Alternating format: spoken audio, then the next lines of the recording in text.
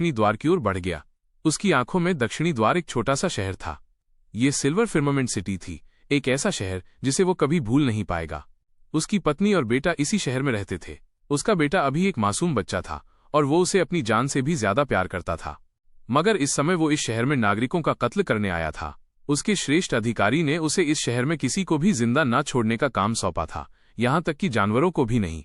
इस शहर में उसकी पत्नी और बेटे के अलावा उसकी पत्नी का पिता स्वर्ग मंदिर का गद्दार था। उसका मकसद इस शहर के सभी जिंदा प्राणियों को मारना था, जिसमें उसकी पत्नी, उसका बेटा और उसकी पत्नी का पिता भी शामिल थे। ये एक ऐसा भयानक सपना था जो उसके जीवन में कभी खत्म नहीं हुआ। इतने साल बीत गए, लेकिन वो उस साल के सपने को भूल नहीं पाया। उसे एक अंतहीन अफसोस था। उसने अनगिनत बार अपनी पत्नी और बेटे के मारे जाने के सपने देखे थे। ये उसकी मारा पीड़ा पश्चाताप ही थी जिसने उसे जिंदगी भर सताया था।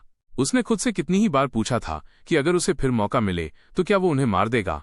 आज उसका बुरा सपना सच हो गया। वो फिर से उस शहर में आ गया। भैरव शहर के सामने खड़ा था। उसकी आंखों से आंसुओं की जगह खून बह रहा था। वो चुपचाप रो रहा था। शहर को देखते हुए उसका दिल जोर से धड़क रहा था। मारा एक तेज तलवार की तरह उसके शरीर को चीर रहा था, उसे अनगिनत घाव दे रहा था। लड़ाई शुरू नहीं हुई थी, पर उसे गंभीर चोट लग गई। भारद्वाज उत्तरी द्वार पर आया। वहां खून से लथपथ एक बूढ़ा आदमी था। उसके सफेद बाल खून से सने चेहरे पर बिखरे हुए थे। उसकी आंखों में गहरी उदासी झलक रही थी। वो इस बूढ़े आदमी को कभी नहीं भूल सकता।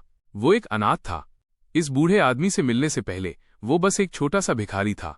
हर दिन उसे खाने के लिए संघर्ष करना पड़ता था। वो अपनी उबली हुई रोटी बचाने के लिए कुत्तों से लड़ता था। उस बूढ़े आदमी ने उसका जीवन बदल दिया था। उन्होंने उसे सिखाया और उसे मार्शल स्पिरिट पैलेस में ले गए ताकि वो अपनी काबिलियत का पता लगा सके। उसके गुरु ने उसे एक कामयाब योद्धा बनाने के लिए उसे शिक्षा देने की ठान ली थी। गुरुजी! भारद्वाज की आंखों में आंसू आ गए।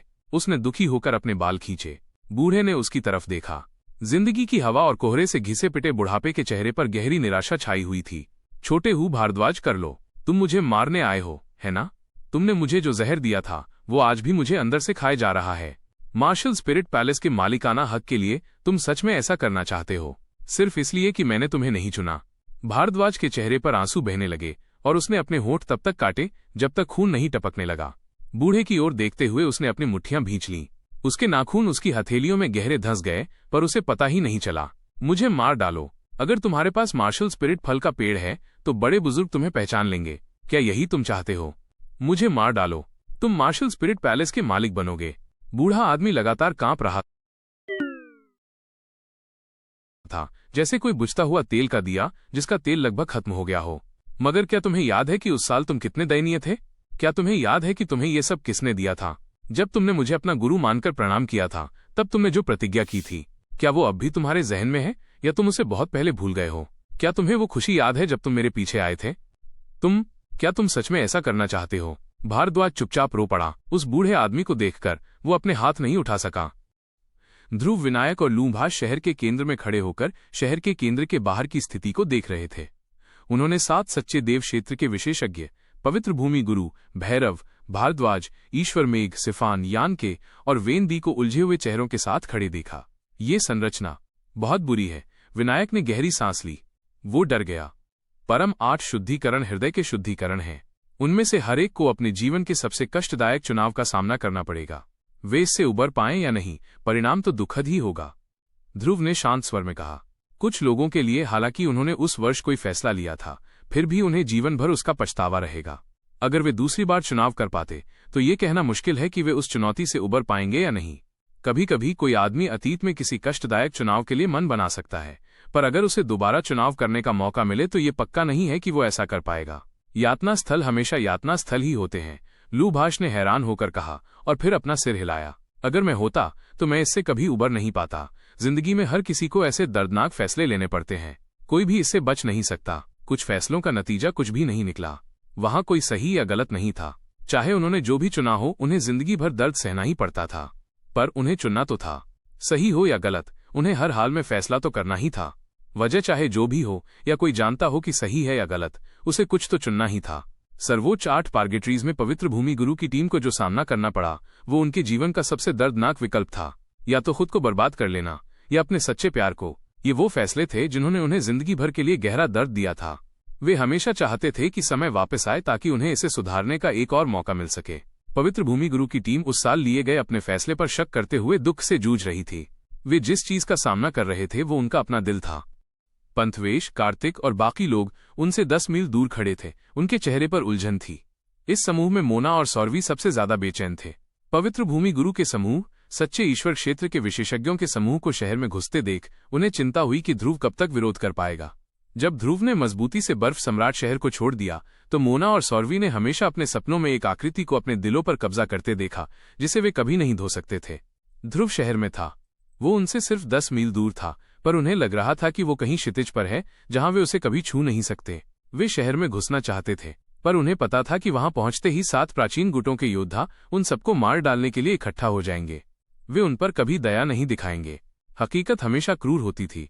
वे देख तो सकते थे, पर जो चाहते थे उसे छू नहीं सकते थे। इससे लोगों के दिलों में एक दर्द सा रह जाता था। शायद हमें उसी साल उसके साथ चले जाना चाहिए था। हमने बेकार में इतना समय बर्बाद कर दिया है। औरत का शानदार समय ज्यादा दिन नहीं चलता। हमें पहले ही सब कुछ छोड़ देना चाहिए था। मोना ने काफी देर तक सोचा और फिर बुदबुदाई। सौरवी ने सिर हिलाया। अगर हम उससे दोबारा मिल सकें तो मैं उसे कभी नहीं जाने दूंगी। चाहे उसे मरना पड़े, मैं उसके साथ रहना चाहती हूँ, चाहे वो मुझे अपने साथ ले जाना चाहे या नहीं। मोना ने भारी स्वर में सिर हिलाया। 7 प्राचीन गुटों का समूह। हे किंग मान और साध्वी सुहेरा के मन धागों के बंडल की तरह उलझे हुए थे। यान के चले जाने के बाद वे हमेशा अपने उमड़ते विचारों को दबाने की कोशिश करते थे। उनका भाग्य बुरा नहीं था। जब अनंत सागर में उथल पुथल मच गई तो ये दोनों अंधकार में चुंबकीय विषैले कोहरे में कूद गए थे। कई खतरनाक घटनाओं के बाद उनकी मुलाकात यान के से हुई और वे उसके शिष्य बन गए। इस समय उनके सभी राज्य बढ़ गए थे। वे यान के प्रति आभारी थे। हालांकि यान के और ध्रुव के 2 अलग अलग पक्षों में खड़े होने के बाद उन्हें अचानक यान के से नफरत हो गई। उनके साथ हुई दूसरी उबाऊ घटनाओं के बारे में सोचकर उन्हें और भी ज्यादा नाराजगी महसूस हुई। पर उन्होंने ध्रुव के साथ अपनी दोस्ती का जिक्र करने की हिम्मत नहीं की। उन्होंने यान के सामने अपने विचार प्रकट करने की हिम्मत नहीं की। वे अपने शिक्षकों को समझते थे। वे जानते थे कि उसे क्या नापसंद है, क्या पसंद है। उन्हें उससे कोई उम्मीद नहीं थी। उस साल जब उन्होंने डार्क मैग्नेटिक नॉक्सिस मिस्ट आने का फैसला किया तो उन्हें पता था कि इस जमीन पर पहले से ही कोई मशहूर है। वो आदमी उनके दिलों की झील में एक बड़ा पत्थर फेंकता था जिसे वे लाख कोशिशों के बाद भी हिला नहीं पाते थे। इसीलिए वे यहां आए थे। छोटे ध्रुव, क्या तुम्हें यकीन है? विनायक ने भौहें चढ़ाईं। उसकी आवाज अनिश्चित थी। वे लोग सब क्रूर और निर्दयी हैं। वे अपनी बीवी बच्चों को भी मार सकते हैं। मुझे लगता है कि परम 8 शुद्धिकरण उन्हें मार नहीं सकते। ज्यादा से ज्यादा उन्हें चोट पहुंचा सकते हैं। ध्रुव शांत था। मगर बस इतना ही काफी है। परम 8 शुद्धिकरणों के अंदर हम कमजोर नहीं होंगे। हालांकि उनके राज्यों पर अत्याचार होगा। अगर उन्हें चोट पहुंची तो वे और कमजोर हो जाएंगे। विनायक ने सिर हिलाया और मुस्कुराया। लगता है हमें कम से कम एक बार युद्ध तो करना ही होगा। चिंता मत करो। जब वे अपने दिलों में मारा को तोड़ देंगे तो वे कमजोर हो जाएंगे। उनके राज्य 2 राज्य तक कम हो सकते हैं। हमारे राज्यों के बीच का अंतर मिट जाएगा। ध्रुव ने हल्की सी मुस्कान बिखेरी। विनायक ने सिर हिलाया। धमाका। मूल ब्रह्मांड की लौटती कड़ाही से एक लाल रोशनी फूट पड़ी। पवित्र भूमि गुरु का चेहरा पीला पड़ गया। वो कमजोर थी, पर वो किसी ऐसी राक्षसी की तरह लग रही थी जो खुद को मार रही हो और जबरदस्ती रास्ता बना रही हो। जाहिर है उसे बहुत चोट लगी थी। उसके बाल बिखरे हुए थे जिससे उसका पुराना सुंदर रूप गायब हो गया था। इस समय वो सबसे असभ्य और बेतुकी लोमड़ी से भी ज्यादा एक लोमड़ी लग रही थी। उसकी आंखों में एक दिव्य प्रकाश बिखर गया था और ऐसा लग रहा था जैसे उसकी ईश्वरीय आत्मा को भी चोट लगी हो। खुद को मारना किसी के लिए भी सबसे भयानक अनुभव होगा। यहां तक कि पवित्र भूमि का मालिक भी इस चुनौती से बच नहीं सकता। पवित्र भूमि गुरु ने अपनी ऊर्जा खर्च कर दी थी। हालांकि वो जीत गई, पर यह कोई आसान लड़ाई नहीं थी। उसने अपनी कम से कम 70% शक्ति खर्च कर दी थी। आखिरकार उसे शुद्धिकरण से छुटकारा पाने के लिए अपनी मेजबान आत्मा को चोट पहुंचानी पड़ी। इस समय पवित्र भूमि गुरु के पास सिर्फ सच्चे ईश्वर क्षेत्र के प्रथम आकाश योद्धा की शक्ति थी। मगर ध्रुव के समूह ने उसे कम आंकने की हिम्मत नहीं की, क्योंकि उसके पास अभी भी एक दिव्य अस्त्र था। पवित्र भूमि गुरु का राज्य क्षीण नहीं होगा। स्वर्ग और पृथ्वी के बारे में उसकी समझ कई क्रूर युद्धों के जरिए क्षीण हो चुकी थी। इसलिए ये यातना उसके वास्तविक राज्य को कमजोर नहीं कर सकती थी। यही वो फायदा था जिससे ध्रुव का समूह सबसे ज्यादा डरता था। ध्रुव ने कुछ देर तक ध्यान से देखा और फिर अचानक आग्रह किया। उसके एक्यूपंक्चर बिंदुओं में नकारात्मक ऊर्जा उमड़ पड़ी। उसने आगे बढ़कर पवित्र भूमि गुरु की ओर दौड़ लगाई। मेरे पीछे आओ। रास्ता मत छोड़ो। रास्ते पर बने रहने से ही तुम बाधाओं और संरचनाओं के प्रभाव से बच सकते हो। विनायक का दल तुरंत वहां से उड़ गया। उन्होंने वहां रुकने की हिम्मत नहीं की। सतत रात्रि वन के एक कोने में मोहरा, जूली, ग्लेशियल कवच वाला विशालकाय मगरमच्छ, चांदी के पंखों वाला आकाशीय भेड़िया और 9 सिर वाला पक्षी चिंतित होकर इधर उधर घूम रहे थे। कई अन्य जानवर उनके पास ही रुके हुए थे। उन सभी का आभामंडल विशाल था। उनमें से कई को ध्रुव ने परिष्कृत किया था। उनके कवचों पर दृश्य ऊर्जा छोटी धाराओं की तरह बह रही थी। दैत्य कुल के 5 महान विशेषज्ञ एक छोटे से काली स्याही वाले जेड पर नजर रख रहे थे और उस आदेश की प्रतीक्षा कर रहे थे जो जेड भेजेगा। मुझे यकीन है कि ध्रुव हमें बहादुर और कृतज्ञ न होने के लिए डांट रहा होगा। ये उसका सबसे मुश्किल समय है और हम उसकी मदद किए बिना यहाँ छिपे हुए हैं। नहीं, ये कबूल नहीं किया जा सकता। हम राक्षस कुल हैं और हम चालाक इंसान नहीं हैं। एहसान चुकाना हमारा हमेशा का नियम है। उसने हमारी मदद की, इसलिए हमें उसकी मदद करनी होगी। मोहरा चिल्लाया। उसके शरीर से ज्वाला फूट पड़ी, जिससे जूली और ग्लेशियल आर्मर विशाल मगरमच्छ उससे दूर हो गए। सदाबहार देवता बिग बॉस कुछ नहीं कहते, इसलिए मैं गड़बड़ करने की हिम्मत नहीं करता, पर मैं वहां जाना चाहता हूं और उनकी मदद भी करना चाहता हूं। 9 सिर वाले पक्षी ने नाराजगी भरे चेहरे के साथ कहा। उसका इंतजार करो। सदाबहार देवता बिग बॉस ने हमें उसका इंतजार करने को कहा है। अगर वो कुछ नहीं कहता तो हम जल्दबाजी में कोई कदम नहीं उठा सकते। चांदी के पंखों वाला आकाश भेड़िया शांत था। चिंता मत करो, मुझे लगता है ध्रुव इतनी आसानी से नहीं मरेगा। वो बदमाश बाकियों से ज्यादा चालाक है। उसके पास कई चालें हैं। मैं ये समझ सकता हूँ। जब राक्षस कबीले के 5 नेता जोर जोर से चर्चा कर रहे थे तो काली स्याही वाला जेड चमक उठा। 5 लोग आगे बढ़े। बस एक नजर में ही वे अपने सैनिकों पर चीखने चिल्लाने लगे। वे कार्रवाई करने ही वाले थे। ब्लैक एंड जेड ने मॉन्स्टर कबीले की पुरानी भाषा में लिखे 2 शब्द दिखाए, दफा हो जाओ।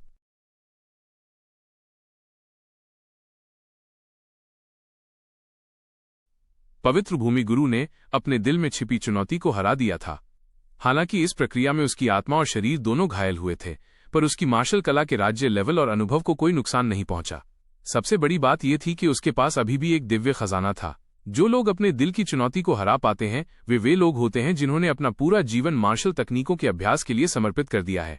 उन्होंने अपनी इच्छा शक्ति और आत्मा को मार्शल पथ पर लगा दिया है। ऐसे लोगों में हमेशा एक मजबूत इच्छा शक्ति होती है जो उन्हें किसी भी चीज से न डरने में सहायता करती है। चूंकि उनके पास कसकर पकड़ने के लिए कोई मजबूत वजह थी, इसलिए उन्हें किसी भी कीमत पर अपना मकसद हासिल करना था। पवित्र भूमि गुरु ने द्वार को पार कर लिया था, पर शहर की बाधाओं और प्रतिबंधों से उसकी शक्ति काफी घट गई थी। इससे ध्रुव की टीम को एक बड़ा मौका मिला, नहीं तो पवित्र भूमि गुरु अकेले ही उन सब पर भारी पड़ सकती थी। पवित्र भूमि गुरु तुरंत शहर के केंद्र में नहीं घुस सकी थी। वो जगह उसकी आंखों के सामने चमक रही थी, पर अगर वो वहां पहुंचना चाहती थी तो उसे कई हजार छोटी छोटी बाधाओं और संरचनाओं को पार करना पड़ता। उन्हें बेकार करने के लिए उसे अपने शरीर का इस्तेमाल करना होता। चूंकि पवित्र भूमि गुरु बुरी तरह घायल थी, इसलिए उसने उस इलाके में घुसने की हिम्मत नहीं की। इसके बजाय उसने शुद्ध भूमि की जादुई गोलियां निकाली और उन्हें खाकर सबसे पहले अपनी शक्ति को बहाल किया। ये उसे अगले मजबूत हमले के लिए तैयार होने में सहायता करता। तभी ध्रुव, विनायक, वैग्रा, लूभाष, रोशन और जहरीली उसके पास पहुंच गए। उन्होंने कोई बेकार बात नहीं की, बस तुरंत उस पर हमला बोल दिया। पलक झपकते ही कई गुप्त खजाने रास्तों से बाहर निकल आए। उनका प्रकाश सूर्य की रोशनी की तरह चमक रहा था। तरह तरह की ऊर्जाएं टकरा रही थीं, भूकंप की तरह फूट रही थीं और पवित्र भूमि गुरु की ओर बरस रही थीं। Boom boom boom. पवित्र भूमि गुरु एक रबर की गेंद की तरह थी जो ऊर्जाओं और गुप्त खजानों से टकराने के बाद दर्जनों बाधाओं को पार कर रही थी। हर संरचना सक्रिय होकर फट गई, जिससे जमीन के नीचे से उबलती हुई शुद्धिकरण ऊर्जा उसके शरीर पर बरसने लगी। अचानक उसके शरीर पर एक नारंगी लाल रंग का जालीदार लबादा चमक उठा। इस लबादे पर छोटे छोटे पेड़ उगने लगे जो अपनी घनी पत्तियों और शाखाओं से अपनी जीवंत ऊर्जा बिखेर रहे थे। हर दमकती लाल पत्ती में एक रहस्यमय ऊर्जा छिपी हुई लग रही थी। ऊर्जा की अनगिनत किरणें जालीदार लबादे पर पड़ रही थीं, पर छोटे पेड़ अभी भी बढ़ रहे थे। वे देख सकते थे कि पेड़ अपनी शाखाओं से उन ऊर्जा किरणों को लपेट रहे थे। पवित्र भूमि गुरु ने मूल ब्रह्मांड की लौटती कड़ाही को कसकर पकड़ा। उसने शांत चेहरे से फुफकार भरी, फिर कड़ाही के तीनों पैरों को धीरे से हिलाया। विशाल हंडा उलट गया, मानो कोई बड़ा सा उल्टा कटोरा हो। हंडे के मुंह से हवा के बहुत तेज झोंके निकल रहे थे। वे हजारों पवन धारों जैसे थे जो किसी भी मांस के शरीर को चीर सकते थे। रोशन और जहरीली सच्चे ईश्वरीय क्षेत्र में नए थे। आंधी आते देख उन्हें लगा जैसे उनकी आत्माएं बंधी और जकड़ी हुई हैं। उनके सिर में भयानक दर्द हो रहा था। हवा ने मौके का फायदा उठाया और दोनों महिलाओं का पीछा किया, मानो वो उनके शरीर को कुचलना चाहती हो। गद्दारों! पवित्र भूमि गुरु ने शांत स्वर में चिल्लाया। उसके कोमल शरीर से ऊर्जा उमड़ पड़ी और बड़े से कड़ाही में भर गई। कड़ाही से आने वाली हवा और भी तेज हो गई। सावधान! लूभाष का चेहरा एकदम से बदल गया। उसकी उंगली में एक स्टोरेज रिंग चमक उठी और उसमें से एक राख ग्रे रंग का पृथ्वी कार्ड उड़ गया। जब पृथ्वी का कार्ड दिखा तो पूरी धरती पृथ्वी की लयबद्ध धड़कनों से भर गई। कार्ड धीरे धीरे एक मोटी मिट्टी सी पीली दीवार में बदल गया, जो रोशन और जहरीली के सामने सुरक्षा कवच बन गया। इस समय ध्रुव, विनायक और बाकी लोग अभी भी अपनी शक्तियों का उपयोग कर रहे थे, कई मुहरे और हमले छोड़ रहे थे और बड़े हंडे पर बरस रहे थे। भयंकर हमले के कारण हंडा हिल गया, जिससे सूक्ष्म हवा की दिशा बदल गई। Crack crack crack. लू भाष के कार्ड द्वारा बनाई गई पीली पृथ्वी की दीवार उन जगहों पर फट गई जहां से सूक्ष्म हवा ने इसे काटा था। झोंके का बड़ा हिस्सा भटक गया था, पर बचा हुआ हिस्सा अब भी पृथ्वी की दीवार की सुरक्षा को पार कर गया और रोशन तथा जहरीली पर हमला किया। रोशन और जहरीली डर के मारे बेहोश होने वाले थे। उन्होंने तुरंत आइस जेट तकनीक का इस्तेमाल किया और तेज हवा से बचने के लिए अपने शरीर पर बर्फ की एक साफ परत बना ली। जाओ। जब ध्रुव ने खतरनाक हालत देखी तो उसने अपनी आत्मा चेतना का प्रवाह भेजा और बर्फ की ठंडी लौ उड़ गई, जो एक ठंडी लौ समूह में बदल गई जिसने रोशन और जहरीली को ढक लिया। जब ये दोनों महिलाएं गलियारे में छिप गईं तो बाधाओं और प्रतिबंधों का उन पर कोई असर नहीं हुआ। बर्फ की ठंडी लपटें आकाशीय हवाओं को पार कर गईं और रोशन तथा जहरीली को अपनी चपेट में ले लिया। बर्फ की ठंडी लौ की बहुत तेज ठंडी शक्ति के कारण जहरीली और रोशन तुरंत दो मोटी बर्फ की मूर्तियों में बदल गए, जिनमें 1 दर्जन मीटर मोटी बर्फ की परत थी। Crack crack crack. हवा के कारण मोटी बर्फ की चट्टानें उड़ गईं, जिससे बर्फ के टुकड़े बिखर गए। रोशन और जहरीली की हालत गंभीर थी और उन्होंने अपनी हिफाजत के लिए आइस जेट तकनीक का ज्यादा से ज्यादा उपयोग करने की गुहार लगाई। ध्रुव द्वारा भेजी गई बर्फ की ठंडी लौ लगातार बर्फीली ऊर्जा छोड़ रही थी। इसने टूटे हुए हिस्से को फिर से बना दिया, जिससे बर्फ की दीवार जल्दी टूटने से बच गई। इस समय विनायक, वेगरा और लू भाष हंडा पर ताबड़तोड़ हमला कर रहे थे। लू भाष की उंगलियों पर लगे स्टोरेज रिंग से कई अलग अलग रंगों की रोशनियां निकल रही थी। स्पिरिट ग्रेड के गुप्त खजाने गड़गड़ाहट के साथ हंडा की ओर बढ़ रहे थे। वेगरा के काले पंख हल्के से हिले, जैसे अजीब विस्फोटों की गूंज सुनाई दे रही हो। उसके पंख काली लपटों के साथ तीरों की तरह बाहर निकले और पवित्र भूमि गुरु के छोटे से हाथ के चारों ओर लिपट गए, जो मूल ब्रह्मांड की वापसी वाली कड़ाही पकड़े हुए था। विनायक ने अपने होंठ काटे। अमर रक्त की एक माणिक्य बूंद, जिसमें एक जबरदस्त आभा थी, बाहर निकली और उस इरादे के दायरे को सामने ला दिया जिसे उसने हताशा में देखा था। ये शक्ति डराने वाली थी। जब तीनों ने मिलकर एक साथ उस पर हमला किया तो पवित्र भूमि गुरु सहन नहीं कर सकी। उसे अपनी ऊर्जा का एक हिस्सा इन तीनों से बचाव के लिए लगाना पड़ा। ध्रुव उत्तेजित नहीं था, वो हमेशा की तरह शांत था। हालांकि उसकी आंखों में क्रोध की ज्वालाएं दिखाई दे रही थीं। उसके शरीर में नकारात्मक ऊर्जा तेजी से फैल रही थी। उसके हर एक्यूपंक्चर बिंदु से अजीब अजीब तंतु बाहर निकल रहे थे। वे नकारात्मक ऊर्जा से ही बन रहे थे। जब ये स्पर्शक प्रकट हुए तो उनकी ऊर्जाओं की पहचान अचानक एक स्तर तक बढ़ गई। चारों ओर घूमती ऊर्जा का हर सक्रिय प्रवाह और हर अलग अलग तरह का गुप्त खजाना अपनी ऊर्जा के साथ उसकी आंखों में साफ दिखाई देने लगा था। ऊर्जा की तीव्रता और आकृतियां अनगिनत प्रकाश बिंदुओं में बदल गई थीं, जिन्हें नंगी आंखों से नहीं देखा जा सकता था, और वे स्पर्शकों के जरिए उसके शरीर में वापस आ रही थीं। इससे ध्रुव को अपने आसपास के किसी भी बदलाव को अनदेखा न करने में सहायता मिली। उसकी आंखों से प्रकाश के बिंदु तेजी से निकल रहे थे, जो आत्मा की जलती हुई लौ की तरह लग रहे थे। उसने पलकें भी नहीं झपकाईं, पवित्र भूमि गुरु को घूरता रहा। धीरे धीरे उसकी आंखों के नीचे से लाल रंग की एक झलक उभरी। एक सूक्ष्म पहचान उसके मेजबान आत्मा तक उसके एक्यूपंक्चर बिंदु से जुड़े स्पर्शक के माध्यम से पहुंची। ध्रुव खुशी से झूम उठा। उसके हाथ कांप रहे थे क्योंकि उसे एक भारी ऊर्जा मिली थी। उसने ऊर्जा के 2 चरम ध्रुवों को तेजी से संघनित कर दिया, जीवन और मृत्यु। यही सही समय था। जीवन मुद्रा और मृत्यु मुद्रा एक हो गईं और हवा में जमा हो गईं। मुहरों से एक मृत्यु इच्छा पैदा हुई, जो किसी असली पहाड़ की तरह गड़गड़ाहट के साथ बाहर निकली। मृत्यु और जीवन की मुहर चमकी, फिर गायब हो गई, मानो अंतरिक्ष पार कर गई हो। जब वो फिर से प्रकट हुई तो उसने पवित्र भूमि गुरु और उसके मूल ब्रह्मांड लौटने वाले कढ़ाई के बीच के संबंध के केंद्र पर सटीक प्रहार किया। ये पवित्र भूमि गुरु की बाईं कोहनी थी, जिसने एक कमजोर ऊर्जा उतार चढ़ाव पैदा किया था। हर उतार चढ़ाव बड़े कढ़ाई से जुड़ता था और कढ़ाई की बदलती ऊर्जा को नियंत्रित करता था। ध्रुव ने उसे पकड़ लिया था। ये उतार चढ़ाव पवित्र भूमि गुरु और कढ़ाई के बीच गहरा संबंध था। एक बार जब वो कढ़ाई पर हमला करता तो पवित्र भूमि गुरु मूल ब्रह्मांड में लौटने वाली कढ़ाई से अपना संबंध खो देती। दरार। पवित्र भूमि गुरु की बाईं कोहनी की हड्डी पर मृत्यु और जीवन का सागर टैटू की तरह अंकित हो गया। एक स्पष्ट चटकने की आवाज गूंजी। पवित्र भूमि गुरु की हड्डी मानो किसी स्टील के हथियार से टूट गई हो। अगले ही पल पवित्र भूमि गुरु के हाथ में पकड़ा हुआ मूल ब्रह्मांड वापसी वाला हंडा अचानक उड़ गया, क्योंकि उसका नियंत्रण खो गया था। वो बिना किसी खास लक्ष्य के पवित्र भूमि गुरु के सिर के ऊपर मंडराता और चक्कर लगाता रहा। कड़ाही में मौजूद आकाशीय हवा भी अपने लक्ष्य से भटक गई। वो हर जगह बही और घूमी। अनगिनत पवन धारों ने बाधाओं और संरचनाओं को चीरते हुए उनमें से कुछ को तोड़ दिया। Crack crack crack. रोशन और जहरीली को ढकने वाली बर्फ की परत टूट गई, पर यह दरार उनसे 10 मीटर दूर जाकर रुक गई। दोनों औरतें ठंडे पसीने से तरबतर हो गईं। उनकी आंखों में गहरा डर साफ दिखाई दे रहा था। बर्फ की रक्षा पंक्ति को तोड़ने के लिए अपनी ऊर्जा फिर से लगाने से पहले उन्होंने तुरंत पीछे हटने की कोशिश की। मारो! ध्रुव जोर से चिल्लाया, हालांकि उसका चेहरा हमेशा की तरह शांत था। विनायक, वैग्रा और लूभाष ने अचानक पाया कि पवित्र भूमि गुरु के शरीर की शक्तियां अस्त व्यस्त हो गई थीं। लाल नारंगी लबादा अब शून्य हो गया था और एक साधारण वस्त्र बन गया था। गुप्त खजानों से तरह तरह की ऊर्जाएं उसके जालीदार लबादे पर गिर रही थीं। ऐसा लग रहा था जैसे पवित्र भूमि गुरु के पतले शरीर पर कई घूंसे लगे हों। उसके मुंह से खून की बूंदें निकल रही थीं और 10 से ज्यादा गोलियां, जिन्हें उसने अभी तक पचाया नहीं था, उल्टी के जरिए बाहर निकल रही थीं। ये सभी पवित्र महान आध्यात्मिक औषधियां हैं। ध्रुव, इन्हें ले लो! लूभाष अचानक चिल्लाया। पवित्र भूमि गुरु ने जो गोलियां उगली थीं, वे किसी चौड़ी फली जितनी बड़ी थीं, एक मनमोहक आभा में जीवंत ऊर्जा से जगमगा रही थीं। वे तारों के छोटे छोटे टुकड़ों की तरह अवरोधों और संरचनाओं में तैर रही थीं। ध्रुव की आंखें चमक उठीं। उसने कुछ नहीं कहा और तुरंत एक संरचना बनाने की गुहार लगाई। इसके बाद लोगों ने ऊर्जा से बनी एक जोड़ी नाजुक छोटे हाथों को छर्रे लेकर शहर की ओर उड़ते देखा। शहर के बीचों बीच पल्लव, माथुर, विभावमान और मोहिनी माधवी को घेरे हुए थे। अचानक उन्हें अपने सिर के ऊपर से कुछ छर्रे गिरते हुए दिखाई दिए। इन छर्रों में ऊर्जा का प्रवाह था, जिससे पता चलता था कि ये सभी पवित्र श्रेणी के छर्रे थे, जो घावों को भरने के लिए सबसे उत्तम थे। शुद्ध भूमि दिव्य महान भूमि की सबसे ताकतवर शक्तियों में से एक थी। चूंकि वे कई हजार वर्षों से इस महाद्वीप पर थे, इसलिए कोई भी अनुमान नहीं लगा सकता था कि वे कितने धनी थे। शुद्ध भूमि के स्वामी होने के नाते पवित्र भूमि गुरु के पास जो औषधि थी, वो सामान्य नहीं होनी चाहिए थी।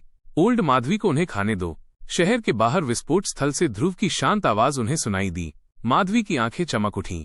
उसने छर्रे ऐसे इकट्ठा किए जैसे खजाना इकट्ठा कर रही हो। उसके छोटे से चेहरे पर मुस्कान छा गई। ध्रुव, शाबाश! ये सब पवित्र स्तर के छर्रे हैं।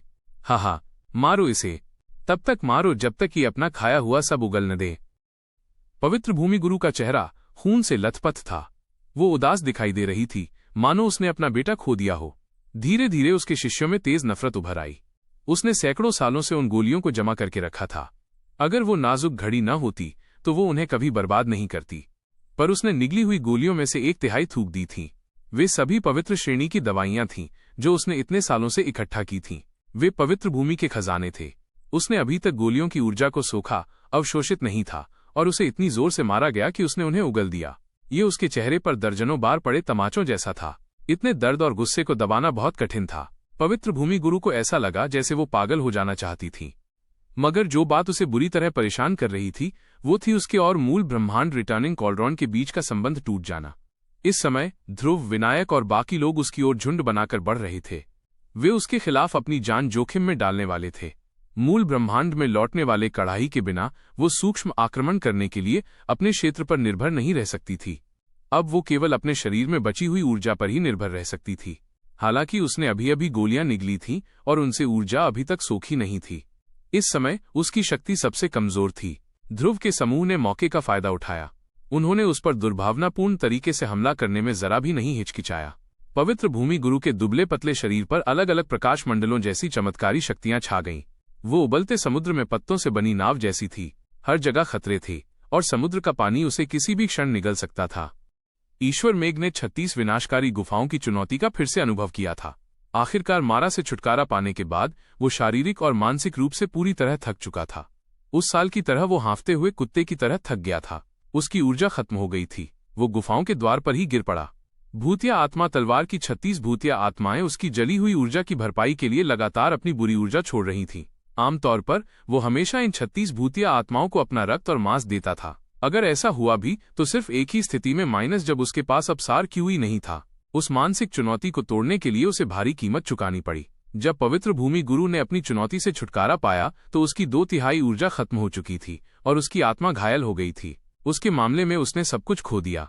उसके शरीर में मौजूद सार क्यूई का प्रकाशमंडल पूरी तरह से गायब हो गया। कुछ भी नहीं बचा। यहाँ तक कि उसकी आत्मा भी सूखे कुएं जैसी हो गई थी। ऐसा लग रहा था जैसे उसकी आत्मा लुप्त होने वाली है। वो भाग्यशाली था कि उसने 36 भूत प्रेतों को अपने रक्त और मांस से पोषित करने में इतने साल बिताए थे। सबसे जरूरी क्षण में इस दिव्य अस्त्र ने उसे अपनी दी हुई शक्ति का कुछ हिस्सा वापस देना शुरू कर दिया। ईश्वर मेघ खड़ा हुआ और दक्षिणी गेट में घुस गया। पहली नजर में उसने पवित्र भूमि गुरु को खून से लथपथ देखा। मूल ब्रह्मांड में लौटने वाला हंडा मानो किसी अनजान चीज में बदल गया हो। वो उसके ऊपर तैर रहा था, पर उसकी कोई मदद नहीं कर पा रहा था। ईश्वर मेघ का दिल बैठ गया। उसने पहली बार अपना डर दिखाया। ध्रुव, क्या वो सचमुच इतना खतरनाक था? पवित्र भूमि गुरु उनमें सबसे ताकतवर थी। उसकी परेशान सूरत देखकर वो समझ गया कि उसने बहुत मुश्किलें झेली हैं। उस बच्चे का हुलिया कैसा था? वो ऐसा कैसे कर सकता था? ईश्वर मेघ को अचानक पछतावा हुआ। उसे इस बात का अफसोस था कि उसने मुरान की बात ध्यान में नहीं रखी और अपने विचार पर इतना अड़ा रहा। मुरान उसका शिष्य था। हालांकि मुरान का अनुभव उससे एकदम अलग था। वो बालक शैतान घाटी का जन्मजात प्रतिभाशाली था। मुरान की कुदरती काबिलियत उससे कई गुना बेहतर थी। उसकी समझ वाकई बहुत सटीक थी। इसके अलावा वो इतना भाग्यशाली था कि उसे अपनी साधना यात्रा में लगभग कोई बाधा नहीं आई। अपने दिल की गहराई में वो इस शिष्य से ईर्ष्या करता था, क्योंकि शैतान घाटी का स्वामी बनने के लिए उसने जो रास्ता अपनाया था वो हर कदम पर खतरों से भरा था। इससे भी जरूरी बात यह थी कि मुरान का हर हालत के लिए एक अनोखा दृष्टिकोण था। बाद में सच्चाई ने साबित कर दिया कि उसकी सभी धारणाएं सही थीं। ये ईश्वर मेघ से अलग था। ऐसा लगता था कि उसका हर फैसला सही था, पर अक्सर उसका नतीजा बुरा होता था और कई मुसीबतें भी आती थीं। मुरान उसे बताया करता था कि ध्रुव कोई आसान दुश्मन नहीं है। भविष्य में ये आदमी दिव्य महान भूमि में किसी जगह का मालिक बन सकता है। वह जल्द ही पवित्र भूमि गुरु को भी पीछे छोड़ सकता है, पर उसने उस पर यकीन नहीं किया।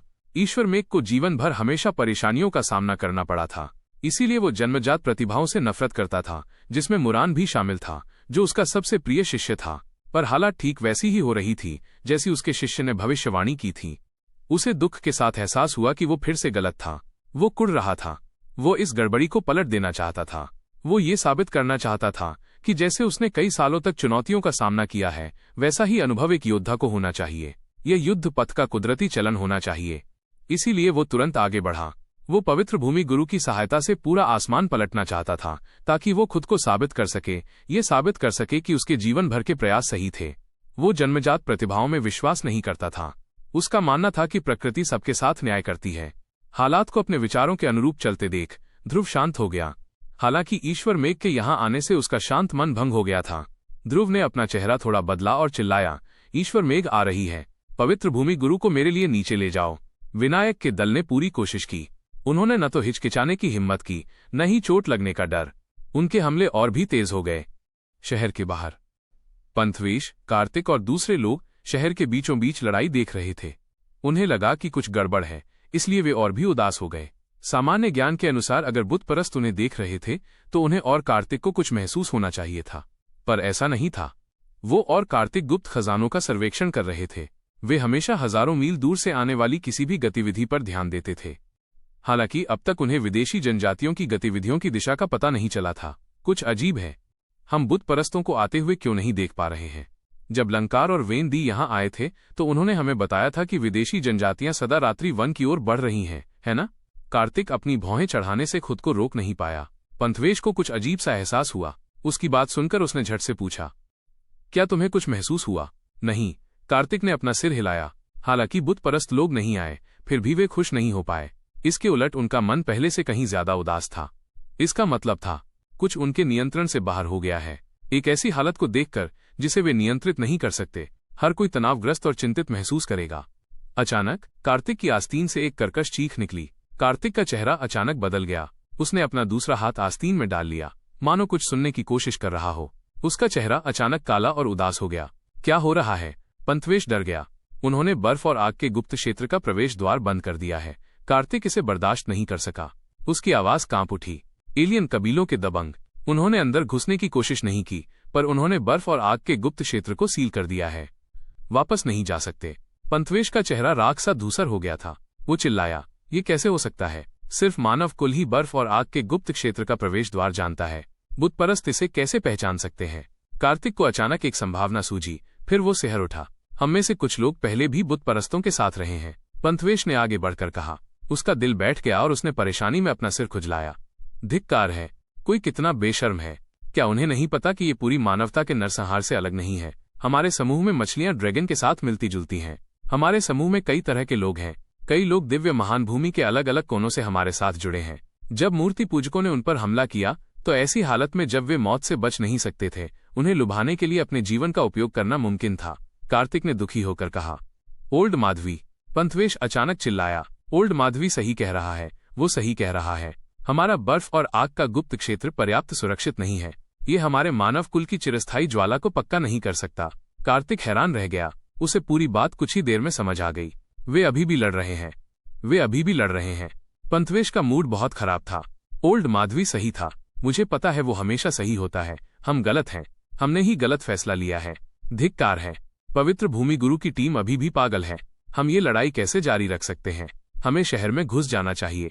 अगर ध्रुव को हालात का पता चल जाए तो शायद वो हमें स्वीकार कर लेगा, कार्तिक ने कहा। आज के शाश्वत रात्रि वन में सिर्फ यही जगह रक्षा पंक्ति मानी जा सकती है। बर्फ और आग के गुप्त क्षेत्र का प्रवेश द्वार बंद है। अगर गद्दार बुत परस्तों का साथ देते हैं तो वे जल्द ही उस क्षेत्र में घुस जाएंगे। वहां रहने वाले लोग सिर्फ मरेंगे या गुलाम बनाए जाएंगे। पंथवेश हक्का बक्का रह गया। धिक्कार है। विदेशी कबीलों ने प्रवेश द्वार बंद कर दिया है। संभाली 7 प्राचीन गुटों में से डर के मारे चिल्लाया। उसका चेहरा परेशानी से बिगड़ गया था। जब वे शहर के केंद्र की ओर देख रहे थे तो ध्रुव को मारने की चाहत रखने वाली भीड़ में से कई लोगों को खबर मिल गई। वे आसमान की ओर मुंह करके चिल्लाने लगे। उनके दिल ठंडे और हताश थे। हर कोई जानता था कि इसका क्या मतलब है। बर्फ और आग का गुप्त क्षेत्र उनके अस्तित्व का मूल था। ये दिव्य महान भूमि का सबसे सुरक्षित क्षेत्र था। इस सुरक्षित आधार के कारण मानव कुल ने विदेशी जनजातियों का विरोध करने का साहस किया, क्योंकि उन्हें इस बात का डर नहीं था कि मूर्ति पूजक उनकी आशा की लौ बुझा सकते हैं। हालांकि इस समय प्रवेश द्वार पर लोग मौजूद थे। केवल मानव कुल के सदस्य ही जानते थे कि प्रवेश द्वार कहाँ है, और उन्होंने घुसपैठियों को रोकने के लिए कई अवरोध लगा रखे थे। अगर वो उनमें से एक नहीं होता तो दूसरे लोग उसे कभी नहीं खोज पाते। वे जानते थे कि इसका क्या मतलब है। उनके संगठन में कुछ गद्दार थे। किसी ने मूर्ति पूजकों के आगे घुटने टेक दिए थे। बिगड़े हुए इंसान जो मानव कुल को मिटाने के लिए विदेशी कबीलों में शामिल हो गए थे। ये लोग ध्रुव के समूह से भी ज्यादा नफरत के पात्र थे, क्योंकि वे मानवता के आधार को उखाड़ फेंकना चाहते थे। क्या करें? क्या करें? क्या करें? भारी भीड़ में चिंता भरी आवाजें गूंज रही थीं। हर कोई डरा हुआ था। इस विपत्ति में पहली बार उन्हें असहाय और हताश होने का एहसास हो रहा था। इस समय कोई भी शांत नहीं रह सकता था। कोई भी पूरी तरह निडर नहीं था। कोई भी अभी भी आश्वस्त नहीं था। उनके परिवार और दोस्त अभी भी बर्फ और आग के गुप्त क्षेत्र में ही रहते थे। जब बुत परस्तों ने उस क्षेत्र में घुसपैठ की तो क्या उनमें जवाबी कार्रवाई करने की काबिलियत थी? जब उसकी पत्नी और बच्चे बंधक थे तो हमला करने की हिम्मत किसने की? कितने लोग अपने परिवारों की परवाह नहीं करते? अगर वे लड़ भी पाते तो क्या वे जीत पाते? क्या वे 5 विशाल विदेशी कबीलों के हमले से बच पाते? उनकी आंखों में गहरी निराशा उभर आई। इस पल उन्हें आखिरकार एहसास हुआ कि उन्होंने कितना घटिया फैसला लिया था। पवित्र भूमि गुरु और ईश्वर में एक शहर के केंद्र के बाहर लड़ाई कर रहे थे। जब इन दोनों ने हाथ मिलाया तो ध्रुव की टीम पर दबाव दोगुना हो गया। खुशकिस्मती से उन्होंने पवित्र भूमि गुरु की शक्ति को बहुत घटा दिया था। इस समय वो एक बुझते हुए दीपक जैसी थी और उसके और कड़ाही के बीच का संबंध टूट गया था। ईश्वर मेघ भी अपनी सबसे अच्छी हालत में नहीं था। उसके दिल में मौजूद चुनौती को तोड़ने की कीमत पवित्र भूमि गुरु की कीमत से कहीं ज्यादा थी। इस समय उसे भूतिया आत्मा तलवार से मिलने वाली ऊर्जा पर निर्भर रहना पड़ा, जो ध्रुव की टीम को डराने के लिए काफी नहीं थी। विभावमान और बाकी लोग ईश्वर मेघ और पवित्र भूमि गुरु से निपटने के लिए सेना में शामिल होने के लिए शहर से बाहर आए थे। ध्रुव की नकारात्मक ऊर्जा भयानक रूप से निकल रही थी। अब उसे अपने आसपास की ऊर्जा के हर बदलाव का साफ ज्ञान हो गया था, मानो उसकी कई अदृश्य आंखें हों। वो ऊर्जा की हर किरण को देख सकता था, जिससे उसे पवित्र भूमि गुरु और ईश्वर मेघ की छोटी छोटी कमजोरियों को भी पकड़ने में सहायता मिल सकती थी। स्टार एग्जीक्यूशन सक्रिय हो गया। तारों की रोशनी उसके चारों ओर आकाश गंगा की तरह शानदार ढंग से घूमने लगी। अपनी आत्मा का उपयोग करके ध्रुव ने तारों की रोशनी की धाराओं को नियंत्रित करके पवित्र भूमि गुरु और ईश्वर मेघ के चारों ओर लपेट दिया। नकारात्मक ऊर्जा मृत्यु और जीवन के आशय क्षेत्र को लेकर मृत्यु और जीवन की मुहर में तेजी से बहने लगी। ये कई भारी पर्वतों में बदल गई और बाकी दोनों की ओर तेजी से बढ़ रही थी। साथ ही उसने गुरुत्वाकर्षण क्षेत्र बनाने के लिए अपनी ऊर्जा जमा कर ली थी। जब तक वो ऊर्जा उसके लिए उपलब्ध थी, उसने उसे इस्तेमाल करने में जरा भी नहीं हिचकिचाया। ध्रुव का शरीर मजबूत था और उसमें कई तरह की बुरी ऊर्जाएं थीं। इसके अलावा उसे मौत का डर नहीं था। पवित्र भूमि गुरु और ईश्वर मेघ के साथ लड़ाई में वो कमजोर नहीं पड़ा। हालांकि उसके पक्ष में अभी भी विनायक, लूभाष, वैगरा, रोशन और जहरीली थे। वे कई तरह की ऊर्जा और गुप्त खजानों का इस्तेमाल करके उस क्षेत्र का चक्कर लगा रहे थे। इसके अलावा इस जगह पर कई अवरोध, प्रतिबंध और संरचनाएं थीं जो उन्हें कमजोर कर रही थीं। ध्रुव जल्द ही रैंपेज दायरे के तीसरे आकाश में घुस गया था। हालांकि उसकी आत्मा निर्मल और शांत थी। उसका चेहरा क्रूर था और उसकी 2 लाल आंखें थीं। उसकी नकारात्मक ऊर्जा का हर प्रवाह प्रकाश की किरण की तरह था, जो वातावरण पर दबाव कम कर रहा था। 7 सितारे, शानदार दुनिया। ध्रुव चिल्लाया। उसके शरीर के चारों ओर घूमती रोशनी अचानक मुट्ठी भर 7 तारों में बदल गई। हर तारा एक बड़े चमकदार हीरे जैसा लग रहा था। बिग डिपर की गति से चलते हुए 7 तारे घूम रहे थे, शहर के केंद्र के बाहर अस्त व्यस्त ऊर्जा क्षेत्र को पार कर रहे थे। ऐसा लग रहा था जैसे उन्होंने आकाश के तारों की शक्ति को अपने उपयोग में खींच लिया हो। हर तारे से अनंत तारा आशय का क्षेत्र निकल रहा था। 7 तारों ने एक जादुई संरचना बनाई थी जो आपस में जुड़कर आकाश गंगा की शक्ति का इस्तेमाल कर सकती थी। पल भर में तारों भरे आकाश से तारा शक्ति नीचे उतर आई। अद्भुत प्रकाश फूट पड़ा, रहस्यमय तारों की रोशनी में मिल गया। ईश्वर मेघ और पवित्र भूमि गुरु तारों के सागर में फंस गए। उन्हें ऐसा लगा जैसे उन्हें अंतरिक्ष में भेज दिया गया हो। वे अपनी दिशा खो बैठे थे और अपने शरीर में ऊर्जा इकट्ठा नहीं कर पा रहे थे। जाओ, ध्रुव ने जमीन की ओर इशारा किया और चिल्लाया। उच्च गुणवत्ता वाले सार क्रिस्टल से बना एक जानवर जमीन से ऊपर उड़ता हुआ आया। ये क्रिस्टल जानवर घोस्ट हंटर के असली रूप से बना था। उसके पूरे शरीर पर शल्क थे और कई अजीब नुकीले कांटे थे। वो क्रूर और विशालकाय लग रहा था। जैसे ही वो क्रिस्टल जैसा जानवर बाहर आया, उसने पवित्र भूमि गुरु और ईश्वर मेघ की ओर झपट्टा मारा। पवित्र भूमि गुरु ने समय पर कोई प्रतिक्रिया नहीं दी और जानवर उसे 100 मीटर दूर उड़ा ले गया। उसका दुबला पतला शरीर जमीन पर लुढ़क गया और खून तेजी से उस पर फैल गया। ईश्वर मेघ के हाथों से 36 भूत प्रेत ऐसे उड़े जैसे उसके शरीर से 36 धूसर जंजीरें बंधी हों। उनकी आभा इतनी भयावह थी कि लोगों के दिल और आत्मा हिल गए। ये 36 भूत प्रेत आत्माएं बुद्धि पाने के लिए कई हजार वर्षों तक विनाशक गुफाओं में बनी रहीं। वे इस दुनिया के सबसे अप्रत्याशित और सबसे दुष्ट शक्तिशाली प्राणी थे। भूत प्रेत चीख रहे थे, ध्रुव की टीम के चारों ओर उड़ रहे थे। ऐसा लग रहा था जैसे वे उनके शरीरों को खाना चाहते हों। 6 पवित्र कवच। लू भाष अचानक चिल्लाया। उसकी उंगली से एक स्टोरेज रिंग निकली। 6 जानवरों की कठपुतलियां प्रकट हुईं जो 6 अलग अलग दिशाओं से उसकी रक्षा कर रही थीं। ये 6 कठपुतलियां कई तरह की कठोर धातुओं से गढ़ी गई थीं। हालांकि ये युद्ध शैतान जितनी डरावनी नहीं थीं, फिर भी इनका प्रकाशमंडल प्रबल और भयावह था। जब ये कठपुतलियां प्रकट हुईं तो वे अपने स्वामी के लिए मर मिटने को तैयार थीं। लू भाष की रक्षा करते हुए कर्म की अग्नि उनसे तेजी से जल रही थी। ये ज्वालाएं मानव ज्वाला थीं जो लू भाष को जन्मजात मिली थीं। उन्होंने इन ज्वालाओं में पृथ्वी की ज्वाला भी मिला दी थी। हालांकि ये स्वर्ग की ज्वाला जितनी जादुई नहीं थी, पर इसकी ऊर्जा बहुत कमजोर नहीं थी। लू भाष एक कीमियागर थे। सभी बेहतरीन कीमियागरों में मानवीय ज्वाला होती थी जो उनके करियर का आधार थी। 6 पशु कठपुतलियों ने लू भाष की रक्षा की और भूत प्रेतों को उस पर हमला करने से रोका। इसके बाद लू भाष ने उन्हें आदेश भेजा कि वे ईश्वर मेघ पर हमला करें। ध्रुव ने मौके का फायदा उठाया। उसके 7 सितारे चमक उठे और ईश्वर मेघ और 6 कठपुतलियों को घेर लिया। ध्रुव देख सकता था कि ईश्वर मेघ की हालत पवित्र भूमि गुरु जितनी मजबूत नहीं थी। पवित्र भूमि गुरु को मारने की तुलना में ईश्वर मेघ को मारना ज्यादा सही विकल्प था। विनायक, वैग्रा, रोशन और जहरीली ने समझदारी से साथ दिया। उन्होंने ईश्वर मेघ पर हमला करने के लिए कई गुप्त खजानों और शक्तियों का इस्तेमाल किया।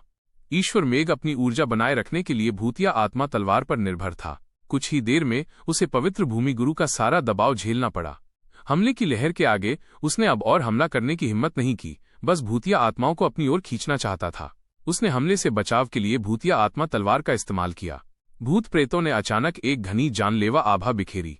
36 भूत प्रेत उसके चारों ओर पंक्तिबद्ध हो गए और 36 विनाशक गुफाओं जैसे लगने लगे। वे किसी विचित्र, दुष्ट संरचना का निर्माण कर रहे थे। भूतिया आत्मा तलवार एक दिव्य अस्त्र थी। ये हमला और बचाव दोनों ही अच्छी तरह कर सकती थी। जब ये हमला करती थी तो भाले की तरह तेज होती थी, और जब ये बचाव करती थी तो स्टील की दीवार से भी ज्यादा मजबूत होती थी। 36 विनाशक गुफाएं शैतान घाटी का सबसे रहस्यमय क्षेत्र थीं। उनमें स्वर्ग और पृथ्वी की दुष्ट शक्तियां समाहित थीं। ईश्वर मेघ 36 भूतिया आत्माओं का उपयोग करके 36 विनाशक गुफाओं का मॉडल बना रहा था। ये सिर्फ मनोरंजन के लिए नहीं था। जब हमले 36 गुफाओं में गिरते तो वे सभी गुफाओं से होकर गुजरते। हर गुफा से गुजरने के बाद उनकी ऊर्जा कम हो जाती। कुछ देर तक गुफाओं में घूमते रहने से आक्रमण की ऊर्जा खत्म हो गई। ईश्वर मेघ 36 विनाशकारी गुफाओं में छिप गया और वे उसे अब और नहीं देख सकते थे। हालांकि ध्रुव सर्वोच्च 8 शोधन नगर की संरचना का उपयोग करके ईश्वर मेघ का ठीक से पता लगा सकता था। वो जानता था कि ईश्वर मेघ लगातार अपनी स्थिति बदल रहा था। वो किसी भी गुफा में 1 मिनट से ज्यादा नहीं रुकता था। ये सचमुच एक दिव्य अस्त्र था। ईश्वर मेघ का मन भूतिया आत्मा तलवार से जुड़ा हुआ था और उसने उसे अपने रक्त और मांस से पाला था। इस नाजुक क्षण में भले ही वो एक बुझती हुई लौ ही क्यों न हो, उसे मारना अभी भी काफी कठिन था। अचानक ध्रुव की टीम को समझ नहीं आया कि उन्हें उस पर कहाँ हमला करना चाहिए। दूसरी तरफ से क्रिस्टल जानवर अभी भी पवित्र भूमि गुरु पर बमबारी कर रहा था। उस जानवर में ध्रुव की आत्मा का प्रवाह था, इसलिए वो इस परम 8 पार्गेटरी शहर की बाधाओं और संरचनाओं को नियंत्रित कर सकता था। पवित्र भूमि गुरु से लड़ते हुए वो अक्सर बाधाओं की शक्ति का बेहतरीन इस्तेमाल करता था। चूंकि पवित्र भूमि गुरु को क्रिस्टल जानवर का विरोध करने के लिए संघर्ष करना पड़ा, इसलिए वो ध्रुव के लिए कोई खतरा पैदा नहीं कर सकी। दिव्य अस्त्र। शैतान घाटी के चमत्कार को देखकर ध्रुव की भौहें तन गईं। उसने पाया कि वो 36 विनाशकारी गुफाओं पर हमला नहीं कर सकता था और न ही ईश्वर मेघ को खुद को दिखाने के लिए मजबूर कर सकता था। इस समय भैरव, भारद्वाज और सिफान निर्णायक समय पर पहुंच चुके थे। वे किसी भी क्षण बाहर निकलने की मानसिक चुनौती को तोड़ सकते थे। अगर वे ईश्वर मेघ और पवित्र भूमि गुरु को जल्दी ही नीचे नहीं गिरा सके, तो एक बार भैरव, भारद्वाज और सिफान यहां आ गए तो ध्रुव की टीम इस बल का विरोध नहीं कर सकती थी। उनके पास ज्यादा समय नहीं था। 3 सेकंड तक चुप रहकर ध्रुव ने रक्तशिरा वलय को देखा, वही वलय जिसने उसे सबसे कठिन समय में इतने सारे चमत्कार दिए थे। उसे ये अनमोल खजाना ठीक उसी समय मिला था जब उसने ग्रेस मैनलैंड में प्रवेश किया था, एक आध्यात्मिक खजाना जिसे वो समझ नहीं पाया था। मुझे विनाशकारी गुफाओं को तोड़ने में सहायता करो। ध्रुव ने अपना विचार रक्तशिरा वलय की ओर भेजा, फिर उसे ईश्वर मेघ द्वारा बनाई गई 36 विनाशकारी गुफाओं की ओर फेंक दिया। उसने ज्यादा सोचा नहीं, क्योंकि उसे पता था कि रक्तशिरा वलय में एक रहस्यमय आत्मा है। ये वलय आत्मा थी जिसमें जीवन था और वास्तव में एक उच्च श्रेणी का जीवन था। हालांकि ध्रुव ने उस जीवित प्राणी से कभी बात नहीं की थी, वो जानता था कि उसका अस्तित्व है। इसके अलावा वो बहुत शक्तिशाली थी। रक्तशिरा वलय ध्रुव की धक्का देने वाली शक्ति के कारण विनाशकारी गुफाओं में गिरने वाली रक्त प्रकाश में बदल गई। अचानक उसके और रक्तशिरा वलय के बीच का संबंध गायब हो गया। उसे समझ नहीं आ रहा था कि ये विनाशक गुफाओं का असर था या रक्तशिरा वलय ने अपनी सारी ऊर्जा समेटकर अस्थायी रूप से उससे संबंध तोड़ दिया था। संक्षेप में, यद्यपि वो सर्वोच्च 8 शोधन नगर का स्वामी था, फिर भी वो रक्तशिरा वलय का पता नहीं लगा सका। हालांकि ध्रुव को अभी भी ईश्वर मेघ की लोकेशन का अंदाजा था। वो जानता था कि ईश्वर मेघ बार बार अपनी लोकेशन बदल रहा है, मानो वो किसी चीज से बचने की कोशिश कर रहा हो। ध्रुव को यह भी लग रहा था कि ईश्वर मेघ ने कुछ बहुत ही भयानक देख लिया है। विनायक, वैग्रा और लूभाष आश्चर्य से रो पड़े। उनकी निगाहों के सामने 36 गुफाओं में से 2 गुफाएं हवा में गायब हो गईं। ध्रुव हैरान रह गया। उसकी आंखों से दिव्य प्रकाश निकल रहा था, जो विनाशकारी गुफाओं को देख रहा था। इस जगह की विनाशकारी गुफाएं असली नहीं थीं। ये भूतिया आत्माओं की ऊर्जा से बनी थीं। किसी गुफा के गायब होने का मतलब था कि एक भूतिया आत्मा गायब हो गई थी। इसीलिए ईश्वर मेघ डर गया। उसने पाया कि उसकी भूतिया आत्माएं नष्ट हो गई थीं। उनकी चौकस निगाहों के सामने 36 विनाशकारी गुफाएं एक के बाद एक गायब हो गईं। 10 सेकंड बाद लगभग 10 गुफाएं गायब हो गईं। इसका क्या मतलब था? इसका मतलब था कि कोई चीज हर सेकंड में एक भूतिया आत्मा को मार सकती थी या निगल सकती थी। अचानक सभी को याद आया कि ध्रुव ने इन गुफाओं में एक अंगूठी फेंकी थी। भूतिया आत्मा तलवार दिव्य महान भूमि का एक प्रसिद्ध दिव्य अस्त्र था।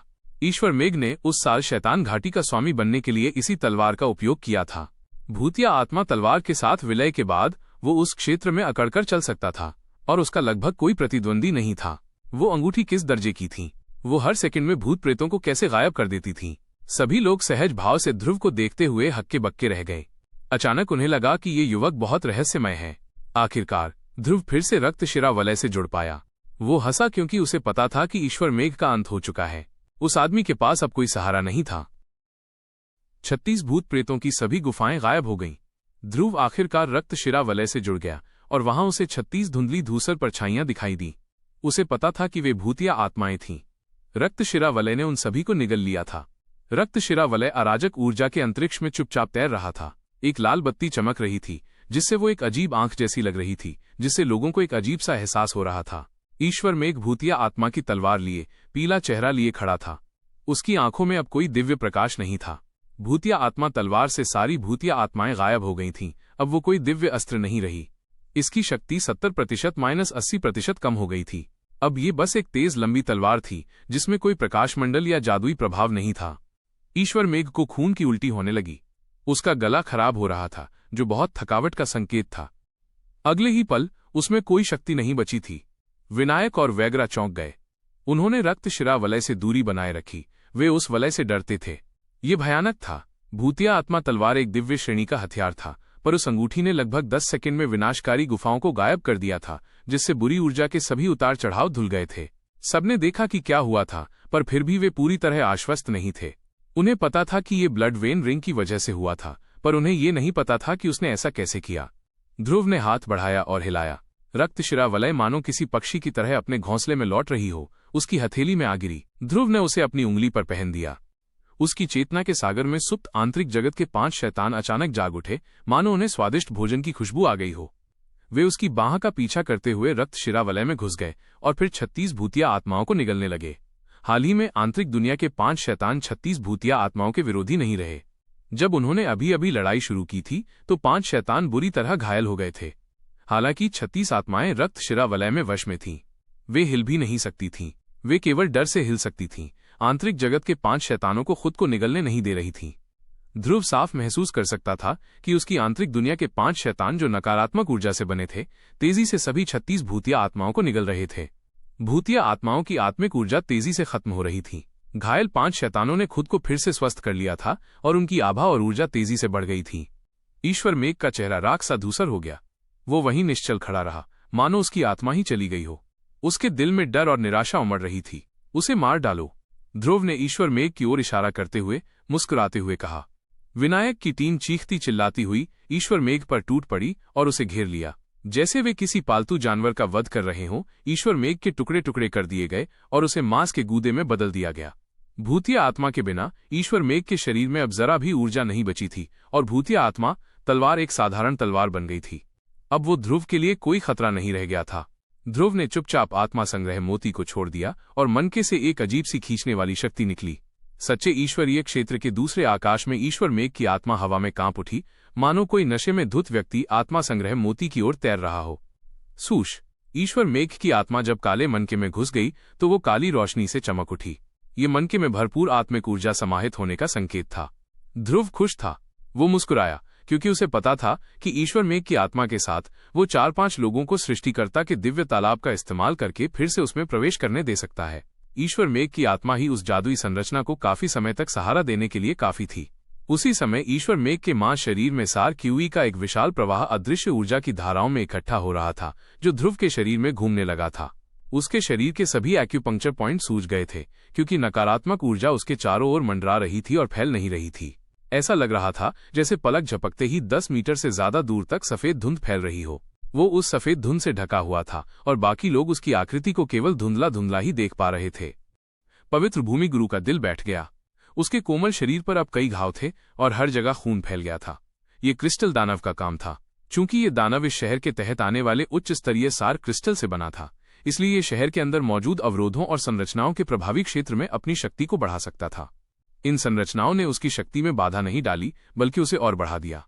हालांकि क्रिस्टल जानवर पवित्र भूमि गुरु का प्रतिद्वंद्वी नहीं था, पर उसका घाव बहुत गंभीर था और वो मूल ब्रह्मांड रिटर्निंग कॉलड्रॉन को नियंत्रित नहीं कर सकती थी। पवित्र भूमि गुरु आहत और व्यथित महसूस कर रही थी। वो केवल हमले को चकमा दे सकती थी क्योंकि उसके पास पलटवार करने के लिए अतिरिक्त ऊर्जा भी नहीं थी। उस समय उसने ईश्वर मेघ को गिरते हुए देखा। वो उसकी मदद करना चाहती थी, पर उसके पास कोई रास्ता नहीं था। जिस पल ईश्वर मेघ का शरीर फटा, पवित्र भूमि गुरु के दिल में गहरा गुस्सा उमड़ता हुआ महसूस हुआ। उन्हें इस बदमाश से क्यों उलझना पड़ा? ये पहली बार था जब उसे पछतावा हुआ। आइए पवित्र भूमि के स्वामी का स्वागत करें, जो कभी बूढ़े नहीं होते। उन्हें हमारा हार्दिक आतिथ्य देखने दीजिए, ध्रुव ने शांति से कहा, पर उसकी आंखें ठंडी थीं। हालांकि पवित्र भूमि गुरु का दिल टूट गया था, उसका चेहरा पीला पड़ गया था। ये सिर्फ एक क्रिस्टल का जानवर था, पर यह उसके लिए इतना संघर्ष करने के लिए काफी था। जब विनायक और वैग्रा भी इसमें शामिल हो गए तो वो कब तक टिक पाती? विनायक के समूह ने जाहिर है पवित्र भूमि गुरु की परवाह नहीं की। ध्रुव की बात सुनकर उन्होंने तुरंत उस पर हमला कर दिया। ऊर्जा और गुप्त खजाने पवित्र भूमि गुरु की ओर बौछार की तरह बरस पड़े। पवित्र भूमि गुरु किसी विलो कैटकिन की तरह कांप रही थी। उसका घायल शरीर तेज हवा में टिमटिमाती मोमबत्ती की तरह था, जो कभी भी बुझ सकती थी। उल्लेख चंद्रमा का पीछा कर रहे हैं। ध्रुव ने तारों की शक्ति को इकट्ठा किया। तारों की अनगिनत किरणें शून्य में इकट्ठा होकर एक भव्य ज्वलंत तारे की पूंछ बना रही थीं। ये हवा में एक सुंदर वक्र बनाती हुई अनंत तारे के आशय क्षेत्र को धारण करती हुई आकाश में तारों की गति से पवित्र भूमि गुरु की ओर बढ़ रही थी।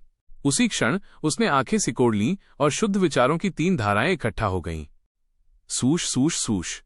हवा में हथियारों के फटने की आवाजें गूंज रही थीं, पर वे हथियार नहीं देख पा रहे थे। ठंडी और उदास आभाओं की 3 धाराएं प्रकट हुईं। हालांकि वे निष्क्रिय नहीं थे और वे आत्मचेतना के एहसास से बच सकते थे। पवित्र भूमि गुरु में बहुत चिंता पैदा हो गई। उसने मुंह भर खून थूका, फिर सच्चे ईश्वरीय क्षेत्र के तीसरे आकाश की अपनी बची हुई शक्ति को एक बार फिर से जगाने लगी। उसके बगल में एक ठंडा जेट जैसा चमकता हुआ पत्थर का कक्ष दिखाई दिया। ये उसकी ऊर्जा से बना था, जिसमें शुद्ध आभा, हल्की सी नमी और ताजगी भरा वातावरण था। इसने लोगों को एक सुंदर और शांत जगह का आशयपूर्ण क्षेत्र दिया। विनायक की टीम के हमले छोटे जेड कक्ष को छूते ही बिखर गए। उस कक्ष की छत अनेक विचित्र और उत्तम क्रिस्टलों से सजी हुई थी तथा उसमें से प्रकाश के छल्ले निकल रहे थे। धमाका! उल्कापिंड ने कक्ष पर कुछ ही देर में प्रहार किया, जिससे कक्ष कांप उठा। इस कंपन से छत से कई क्रिस्टल गिर पड़े। इसके ठीक बाद 3 हड्डी के कांटे, जो डेमोगॉर्गन के नुकीले दांत की तरह तेज थे, छोटे कक्ष पर उग्रता से टूट पड़े। पफ! कमरे में 3 छोटे छोटे छेद दिखाई दिए। पवित्र भूमि गुरु कमरे के अंदर कांप उठी। उसके मुंह के कोनों से खून रिसकर उसकी छाती पर बहने लगा। इस प्रहार के बाद पवित्र भूमि गुरु की बची हुई ऊर्जा खत्म हो गई थी। 3 अस्थि कांटों की ऊर्जा ने उसकी आत्मा पर ऐसे हमला किया जैसे उसकी हड्डियों में कीड़े घुस रहे हों। वो ठंड से कांप उठी। जिस पवित्र विचार को उसने समेटने की कोशिश की थी, वो गायब हो गया। वो फिर से मूल ब्रह्मांड में लौटने वाली कड़ाही से संपर्क करने में नाकाम रही। वो कड़ाही को अपने पास ही देख सकती थी, पर उसे बुला नहीं पा रही थी। ध्रुव का हमला बिल्कुल सही हुआ। जब भी वो मूल ब्रह्मांड की वापसी वाली कड़ाही से जुड़ना चाहती, सबसे उग्र ऊर्जा उसके प्रयास को जबरदस्ती तोड़ देती। पवित्र भूमि गुरु की मजबूत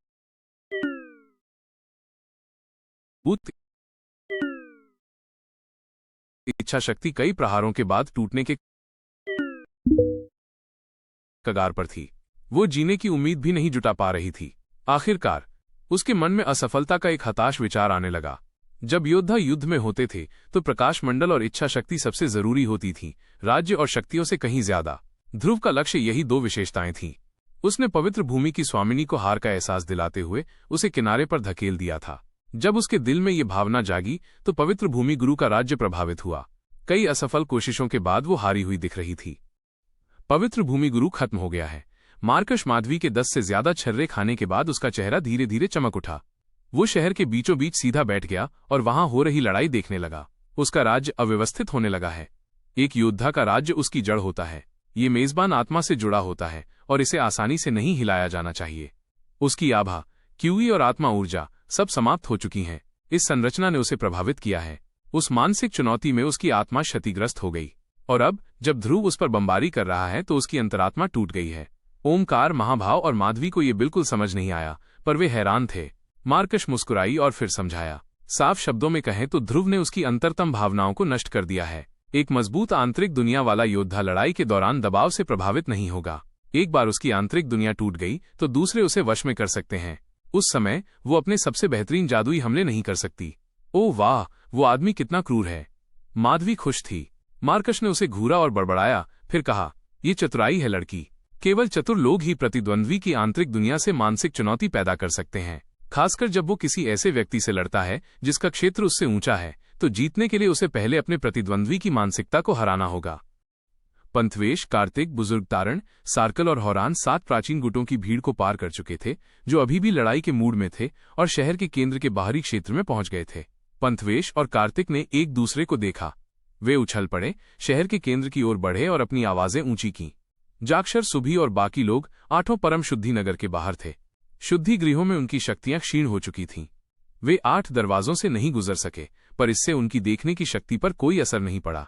वे देख सकते थे कि ध्रुव और विनायक की टीम पवित्र भूमि गुरु पर उग्र रूप से हमला कर रही थी। पवित्र भूमि गुरु को किसी भी क्षण मार दिया जाएगा। पंथवेश और कार्तिक ने एक दूसरे को देखा और चिल्लाए, कृपया दया करो। ध्रुव ने 8 पार्गेटरी शहरों के दरवाजों के पीछे से भौहें चढ़ाईं, फिर उदासीनता से सिर हिलाया। काट! विनायक के बाएं हाथ पर एक खून का धागा चमक उठा। उसने पवित्र भूमि गुरु की गर्दन को लपेटकर कसकर बांध दिया। पफ! पवित्र भूमि गुरु का सिर उसकी गोरी गर्दन से अलग हो गया। उस सपाट घाव से खून की धार बह निकली और ऊपर की ओर उछलने लगी।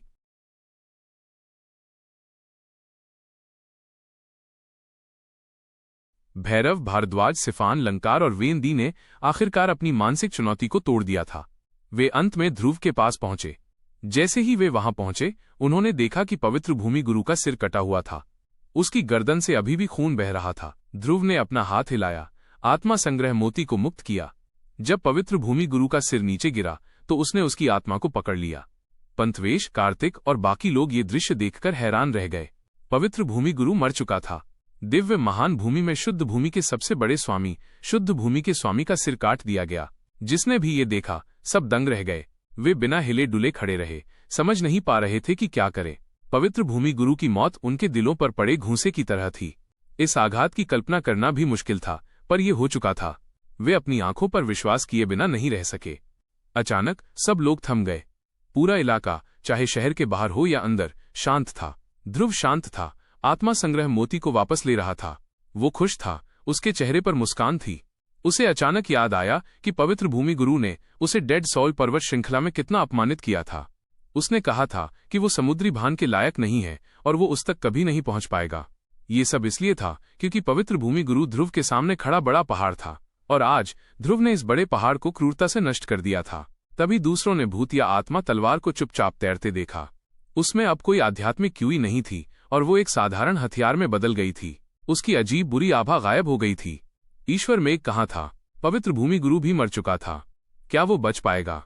पवित्र भूमि और शैतान घाटी के स्वामी दिव्य महान भूमि के 2 महान पात्र दोनों मारे गए। इसे मानना असंभव था। आत्मा संग्रह मोती से निकलती काली रोशनी की चमक देखकर ध्रुव अपनी चमकदार मुस्कान को और नहीं रोक सका। वो संतुष्ट होकर हंसा और बोला, साथियों, अगर तुम्हारे पास करने के लिए और कोई काम नहीं है तो मुझे लगता है कि तुम लोग जल्दी से बर्फ और आग के गुप्त क्षेत्र में वापस चले जाओ, वरना मुझे डर है कि मुझे तुम सबको हमेशा के लिए यहीं रहने के लिए कहना पड़ेगा। विनायक ने जाक्षर की ओर देखा। उसने दूसरे के चेहरे पर गहरा अफसोस और निराशा देखी। दिव्य महान भूमि में पहुंचने के बाद जाक्षर शुद्ध भूमि में शामिल हो गया, क्योंकि उसे लगा कि शुद्ध भूमि ही वो जगह है जहां वो अपना भविष्य बना सकता है। उसने शुद्ध भूमि की पूरी सेवा की थी, यहां तक कि उस सबसे कठिन समय में भी जब यांग परिवार को सबसे बड़े खतरे का सामना करना पड़ा, उसने उन्हें कोई खबर तक नहीं भेजी। वो सचमुच वफादार था। हालांकि पवित्र भूमि गुरु मर चुका था, अब शुद्ध भूमि का कोई स्वामी नहीं था। क्या वो अब भी दिव्य महान भूमि की शक्तियों का नेता होगा? हर कोई जानता है कि यह असंभव था। पवित्र भूमि गुरु के बिना पवित्र भूमि अपनी आत्मा खो चुकी थी। फिर से शिखर तक पहुंचना मुश्किल था और जाक्षर ने अपना मजबूत समर्थन खो दिया था। ध्रुव ने उसका सहारा तोड़ दिया था। बर्फ और आग के गुप्त क्षेत्र में वापस। पंथवेश ने दूर से ही सिर हिलाते हुए मुस्कुराने की कोशिश की। मैंने इसके बारे में सोचा है, पर मुझे डर है कि अब हम वापस नहीं जा सकते। ध्रुव हक्का बक्का रह गया। उसने हाथ हिलाकर विनायक की टीम को इशारा किया कि जल्दी न करें। उसका दिमाग घूम गया, जिससे संरचनाओं और अवरोधों की ताकत कम हो गई। क्या हो रहा है? 5 विदेशी जनजातियों ने इस क्षेत्र पर नियंत्रण कर लिया है। हमारे बीच गद्दार हैं, शायद वे इस क्षेत्र को खोल देंगे। मुझे डर है कि हमारे जो साथी वहां रह रहे हैं वे बच नहीं पाएंगे। पंथवेश ने एक लंबी सांस छोड़ी। जिन लोगों को ये खबर नहीं पता थी वे डर गए। वे सब हैरान थे। भैरव, भारद्वाज, सिफान, लंकार और वेंदी के चेहरे राख जैसे भूरे हो गए थे। उन्हें ऐसा लग रहा था मानो उनके सिर पर बर्फीले ठंडे पानी की एक बाल्टी डाल दी गई हो। गुस्से की गर्मी की जगह तुरंत डर ने ले ली। तो ध्रुव को मजाक लगा, तुम इसके लायक हो। उसने भैरव के समूह की ओर देखा। बधाई हो, क्योंकि तुम जिद्दी थे। तुम्हारे परिवार और दोस्त विदेशी कबीलों का भोजन बन गए हैं। तुम लोग वाकई कमाल के हो। भैरव का समूह कांप उठा। उनकी आंखें लाल थीं, मानो किसी भी क्षण खून के आंसू बह निकलेंगे। मुझे इससे कोई फर्क नहीं पड़ता। मैं बस अपनी छोटी सी जगह की रक्षा करना चाहता हूँ। ये अच्छी बात है कि मेरे लोग सुरक्षित हैं। ध्रुव की नजरें पंथवेश के समूह से होते हुए जाक्षर और सुभी पर टिक गईं। उसके चेहरे की मुस्कान और भी तेज हो गई। पूर्वगामी जाक्षर, पूर्वगामी सुभी, अब तुम्हें अफसोस हो रहा है। तुम लोगों को शहर में ही रहना चाहिए था, पर तुमने अपना मौका गंवा दिया। हाँ, दिलचस्प, सचमुच दिलचस्प। विनायक और विभावमान को अतुलनीय प्रसन्नता महसूस हुई। जाक्षर और सुभी एक शब्द भी नहीं बोल पाए। उनके चेहरे उदास और गंभीर थे, क्योंकि उन्हें लग रहा था कि ये उनके जीवन का सबसे बड़ा अपमान था। ध्रुव, पंथवेश के चेहरे पर गंभीरता थी। सदाबहार रात्रि वन में केवल तुम्हारा स्थान ही मानव कुल का किला माना जाता है। मुझे उम्मीद है कि तुम पूरी स्थिति पर विचार करोगे और हमें अंदर आने दोगे। नहीं तो हमें इसी जंगल में रहना होगा और विदेशी जनजातियों के नरसंहार का सामना करना पड़ेगा। तुम्हें अंदर आने दूं? ध्रुव ने अपनी ठुड्डी पर हाथ फेरा और भौहें चढ़ा लीं, मानो वो कुछ सोच रहा हो। पंथवेश और कार्तिक ने गंभीर चेहरे के साथ चिंतित हृदय से जल्दी से स्पष्टीकरण दिया। ध्रुव, मार्कश को इस बात की परवाह नहीं थी कि उसने जो दवाइयां ली थीं उनका असर अभी तक नहीं हुआ था और वो शहर के केंद्र से बाहर निकल गया। ध्रुव के पहुंचने से पहले ही वो चिल्लाया, तुमने मानव कुल की ज्योति को बचाए रखने के लिए मुझसे सहमति जताई है। विदेशी कबीलों ने अपना अभियान शुरू कर दिया है। मानव कुल के भविष्य के लिए तुम्हें पूरी तस्वीर पर विचार करना होगा। विनायक और लूभाष ने कुछ नहीं कहा। वे ध्रुव के फैसले का इंतजार कर रहे थे। भैरव, भारद्वाज, सिफान, लंकार और वेंदी सभी घबरा गए थे, क्योंकि उन्हें आखिरकार एहसास हुआ कि वे सब गलत थे। केवल मार्कश की दूरदर्शिता बहुत व्यापक थी। ऐसा लग रहा था कि उसने वर्तमान स्थिति के बदलावों और विकास का पूर्वानुमान लगा लिया था। जो लोग 3 मील पीछे हट गए हैं और जिनका साधना आधार सच्चे ईश्वरीय क्षेत्र के अंदर है, वे अंदर आ सकते हैं। मैं आप लोगों की रक्षा करने की पूरी कोशिश करूंगा। ध्रुव ने कुछ देर सोचा और फिर कहा, सौरवी और मोना और हिम सम्राट नगर के लोग, बुजुर्ग तारण, सार्कल और बैनर परिवार के लोग, अद्भुत पाषाण नगर के हौरान, दीप्तिमान ईश्वरीय पंथ, दिव्य सम्राट नगर और फाइटिंग यूनियन अब अंदर आ सकते हैं। जो लोग ओल्ड मार्कश में विश्वास करते हैं और 3 मील पीछे हट गए हैं, मैं उनके लिए रास्ता खोल दूंगा। हालांकि आपको सच्चे ईश्वरीय क्षेत्र के अंदर रहना होगा। तभी ध्रुव के मन में विचार कौंध गए जैसे ही चमकते हुए रास्ते सामने आए। जो लोग जरूरतें पूरी नहीं करते उन्हें अंदर नहीं आना चाहिए। अगर तुम्हें किसी चीज की परवाह नहीं है और तुम हमारे यहां अनाधिकृत रूप से घुस आए हो, हा हा हा हा, मुझे बेरहम होने का दोष मत दो। जिनके नाम पुकारे गए वे खुश हो गए। सबसे पहले मोना और सौरवी का जिक्र हुआ। उनकी खूबसूरत आंखों में उनके गहरे सागर जैसे स्नेह की झलक थी। उनके कोमल शरीर हल्के से कांप रहे थे, मानो उन्हें लगा हो कि आखिरकार उनकी कड़ी मेहनत का फल मिल गया। विनायक लूभाष और विभावमान मार्ग पर खड़े थे। उनके शरीर से घनी ऊर्जा बह रही थी। ओह मुरान! ध्रुव ने उसके सिर पर थपथपाया, जैसा कि रोशन ने उसे याद दिलाया था। वो मुस्कुराया और योद्धाओं की भीड़ में एक ठंडे घमंडी व्यक्ति को ढूंढने लगा। मुरानगे, बहुत समय हो गया, कैसे हो? हालांकि मुरान शैतान घाटी का स्वामी था, पर उसका पद पर्याप्त ऊंचा नहीं था। उसे पंथवेश और कार्तिक के पीछे खड़ा होना था। शैतान घाटी के कुछ बुजुर्ग भी उसके सामने खड़े थे। बेशक वो आगे नहीं बढ़ सकता था। मुरान ने अपना नाम पुकारा तो उसे हैरानी हुई, पर उसने मुस्कुराते हुए सिर हिलाया। मुझे उनके साथ जाना चाहिए, चाहे कुछ भी हो। मैं शैतान घाटी का सदस्य हूं। तुमने मेरे गुरु को मार डाला, इसलिए हम दुश्मन हैं। मैं तुम्हारा साथ नहीं दे सकता। ध्रुव उसे देखकर दंग रह गया। उसने सिर हिलाया और फिर बोला, मैं समझता हूं कि मुरानगे की अपनी सीमा है। ठीक है, मैं इससे ज्यादा नहीं पूछूंगा। फिर उसने अपना हाथ बढ़ाया और शून्य की ओर इशारा किया। उसके बगल में तैरती भूतिया आत्मा की तलवार प्रकाश की किरण में बदल गई, जो मुरान की ओर बढ़ रही थी। इस भूतिया आत्मा की तलवार में अब कोई भूतिया आत्मा नहीं है, पर यह शैतान घाटी का दिव्य अस्त्र तो है ही। मुरानगे की वजह से मैं इसे तुम्हें लौटा दूंगा। अगर तुम भूतिया आत्माओं को एक बार और परिष्कृत कर सको तो ये दिव्य अस्त्र पुनर्जीवित हो सकता है। मुरान ने भूतिया आत्मा की तलवार पकड़ ली। उसका चेहरा उलझ गया। वो आह भरने के अलावा कुछ नहीं कर सका। ध्रुव, हमारे बारे में क्या ख्याल है? पंथवेश ने बनावटी मुस्कान बिखेरी। पंथवेश सच्चे देवलोक में था। उसके अलावा कार्तिक और छोटी सेनाओं के अन्य स्वामी भी सच्चे देवलोक के प्रथम आकाश में थे। हालांकि वे ध्रुव के खिलाफ नहीं गए, पर उनका लोक ऊंचा था, इसलिए वे जरूरत पूरी नहीं कर पाए। छोटी सेनाओं के स्वामी ध्रुव की ओर देखते रहे, उसके उत्तर की प्रतीक्षा में। ध्रुव का चेहरा गंभीर था। उसने मुट्ठी बांधी और फिर कहा, दोस्तों, तुम्हारा राज्य काफी ऊंचा है। अगर मैं तुम्हें अंदर आने दूं तो जब कुछ होगा तो शहर को हिलने से रोकना मुश्किल होगा। अगर तुम अंदर आना चाहते हो तो तुम्हें मेरी एक मदद करनी होगी, ताकि ये साफ हो जाए कि तुम्हारे मन में कोई और बात नहीं है। ये क्या है? कार्तिक चिल्लाया। वे लोग, ध्रुव ने भैरव, भारद्वाज, सिफान, लंकार और वेनदी की ओर इशारा करते हुए कहा, वे मेरे दुश्मन हैं। जब तक तुम उन पर हमला करते रहोगे तुम मेरे दोस्त हो। मुझे इस बात की चिंता नहीं होगी कि तुम उनके पक्ष में खड़े होगे या तुम उन्हें बाद में शहर में घुसने दोगे। ये एक दुर्भावनापूर्ण कदम था। जब कोई शरण मांगता है तो उसे अपनी वफादारी दिखानी चाहिए। यद्यपि पंथवेश और कार्तिक का समूह भैरव के समूह के साथ अच्छी तरह से नहीं मिलता था, पर उनके संबंध इतने खराब नहीं थे कि वे दूसरों को मार डालें। हालांकि अगर पंथवेश और कार्तिक ने इस समय उन पर हमला किया तो बाद में ये नाराजगी आसानी से हल नहीं होगी, और केवल इसी तरह पंथवेश और कार्तिक दूसरों के उलट दिशा में खड़े होंगे। तब ध्रुव को उनकी चिंता करने की जरूरत नहीं होगी, क्योंकि वे मानव वंश को बचाने के नाम पर उसे नहीं रोकेंगे। ध्रुव सच्चे ईश्वरीय राज्य के योद्धाओं से नहीं डरता था। अगर वे उसे धोखा देना भी चाहें तो वो उन्हें आसानी से मार सकता था। हालांकि अगर वो पंथवेश और कार्तिक जैसे सच्चे ईश्वर क्षेत्र के विशेषज्ञों को शहर में प्रवेश करने देता है जब उनके पास अन्य विचार होते हैं, भले ही वो सर्वोच्च 8 पागेटरी शहर का मालिक होता, तो वो हर समय उन पर ध्यान नहीं दे सकता था। शहर का केंद्र ही वो जगह थी जहां उसने जरूरी नियंत्रण संरचनाएं स्थापित की थीं, और अवरोधों, संरचनाओं और प्रतिबंधों के लिए ऊर्जा स्रोत भी। अगर वे खुद को साबित नहीं करते तो ध्रुव उन्हें कभी अंदर नहीं आने देता। उसे सावधान रहना होगा। पंथवेश का समूह चौंक गया। भैरव, भारद्वाज और बाकी लोग गुस्से से भर गए। उनके दिल में क्रोध की ज्वाला तुरंत भड़क उठी। पंथवेश के कार्तिज्ञ, तुम्हारे पास अभी भी एक और विकल्प है, भैरव ने दांत पीसते हुए कहा। हमारे साथ आओ, ध्रुव और उसके लोगों को मार डालो। फिर हम शहर पर कब्जा करके उस पर कब्जा कर लेंगे और विदेशी कबीलों का मुकाबला करेंगे। कैसा रहेगा? तुम दोनों के साथ इस बच्चे को मारना मुश्किल नहीं है। लंकार और वेनदी ने भी उन्हें 7 प्राचीन गुटों पर विश्वास करने की सलाह दी, क्योंकि पंथवेश का समूह कोई छोटी ताकत नहीं थी। अगर वो 7 प्राचीन गुटों में शामिल हो जाता तो ध्रुव के समूह के लिए उसका सामना करना मुश्किल हो जाता। माफ कीजिए, पर हम ओल्ड मार्कश में विश्वास करते हैं। पंथवेश 10 सेकंड तक सोचता रहा। एक ऐसे मौन के बाद जिससे लोगों का दम घुट सकता था, उसने अचानक कहा। अचानक पंथवेश, कार्तिक और कुछ अन्य सच्चे देव क्षेत्र के योद्धाओं ने भैरव, भारद्वाज, सिफान, वेनदी और लंकार पर हमला करना शुरू कर दिया। पंथवेश और कार्तिक सच्चे ईश्वरीय क्षेत्र के दूसरे आकाश में थे, वही आकाश जहां भैरव, भारद्वाज और बाकी लोग थे।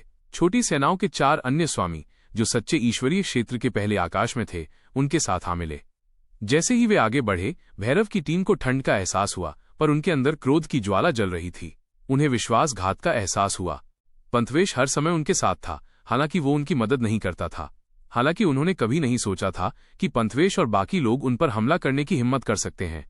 भैरव और भारद्वाज ने उस मानसिक चुनौती को तोड़ दिया था। वे 8 परम पावन नगरी के द्वारों से यहां आए थे। जब वे इस क्षेत्र में पहुंचे तो उन सभी को बहुत नुकसान पहुंचा था। उनकी आत्मा और सार क्यूई का एक बड़ा हिस्सा नष्ट हो चुका था। भैरव के शरीर पर कई साफ घाव थे जो ईश्वर मेघ जितने ही गंभीर थे। आमतौर पर यदि पंथवेश और कार्तिक भैरव के समूह के पास जाना चाहते थे तो उन्हें भी मानसिक चुनौती को तोड़ना पड़ता था और द्वार से गुजरना पड़ता था, पर यह उसी तरह नहीं हुआ। ध्रुव सर्वोच्च 8 पार्गिट्री शहर का स्वामी था। वो इस जगह की हर चीज को नियंत्रित कर सकता था। जब उसका चेतना सागर बदलता तो शहर भी उसी के अनुसार बदल जाता।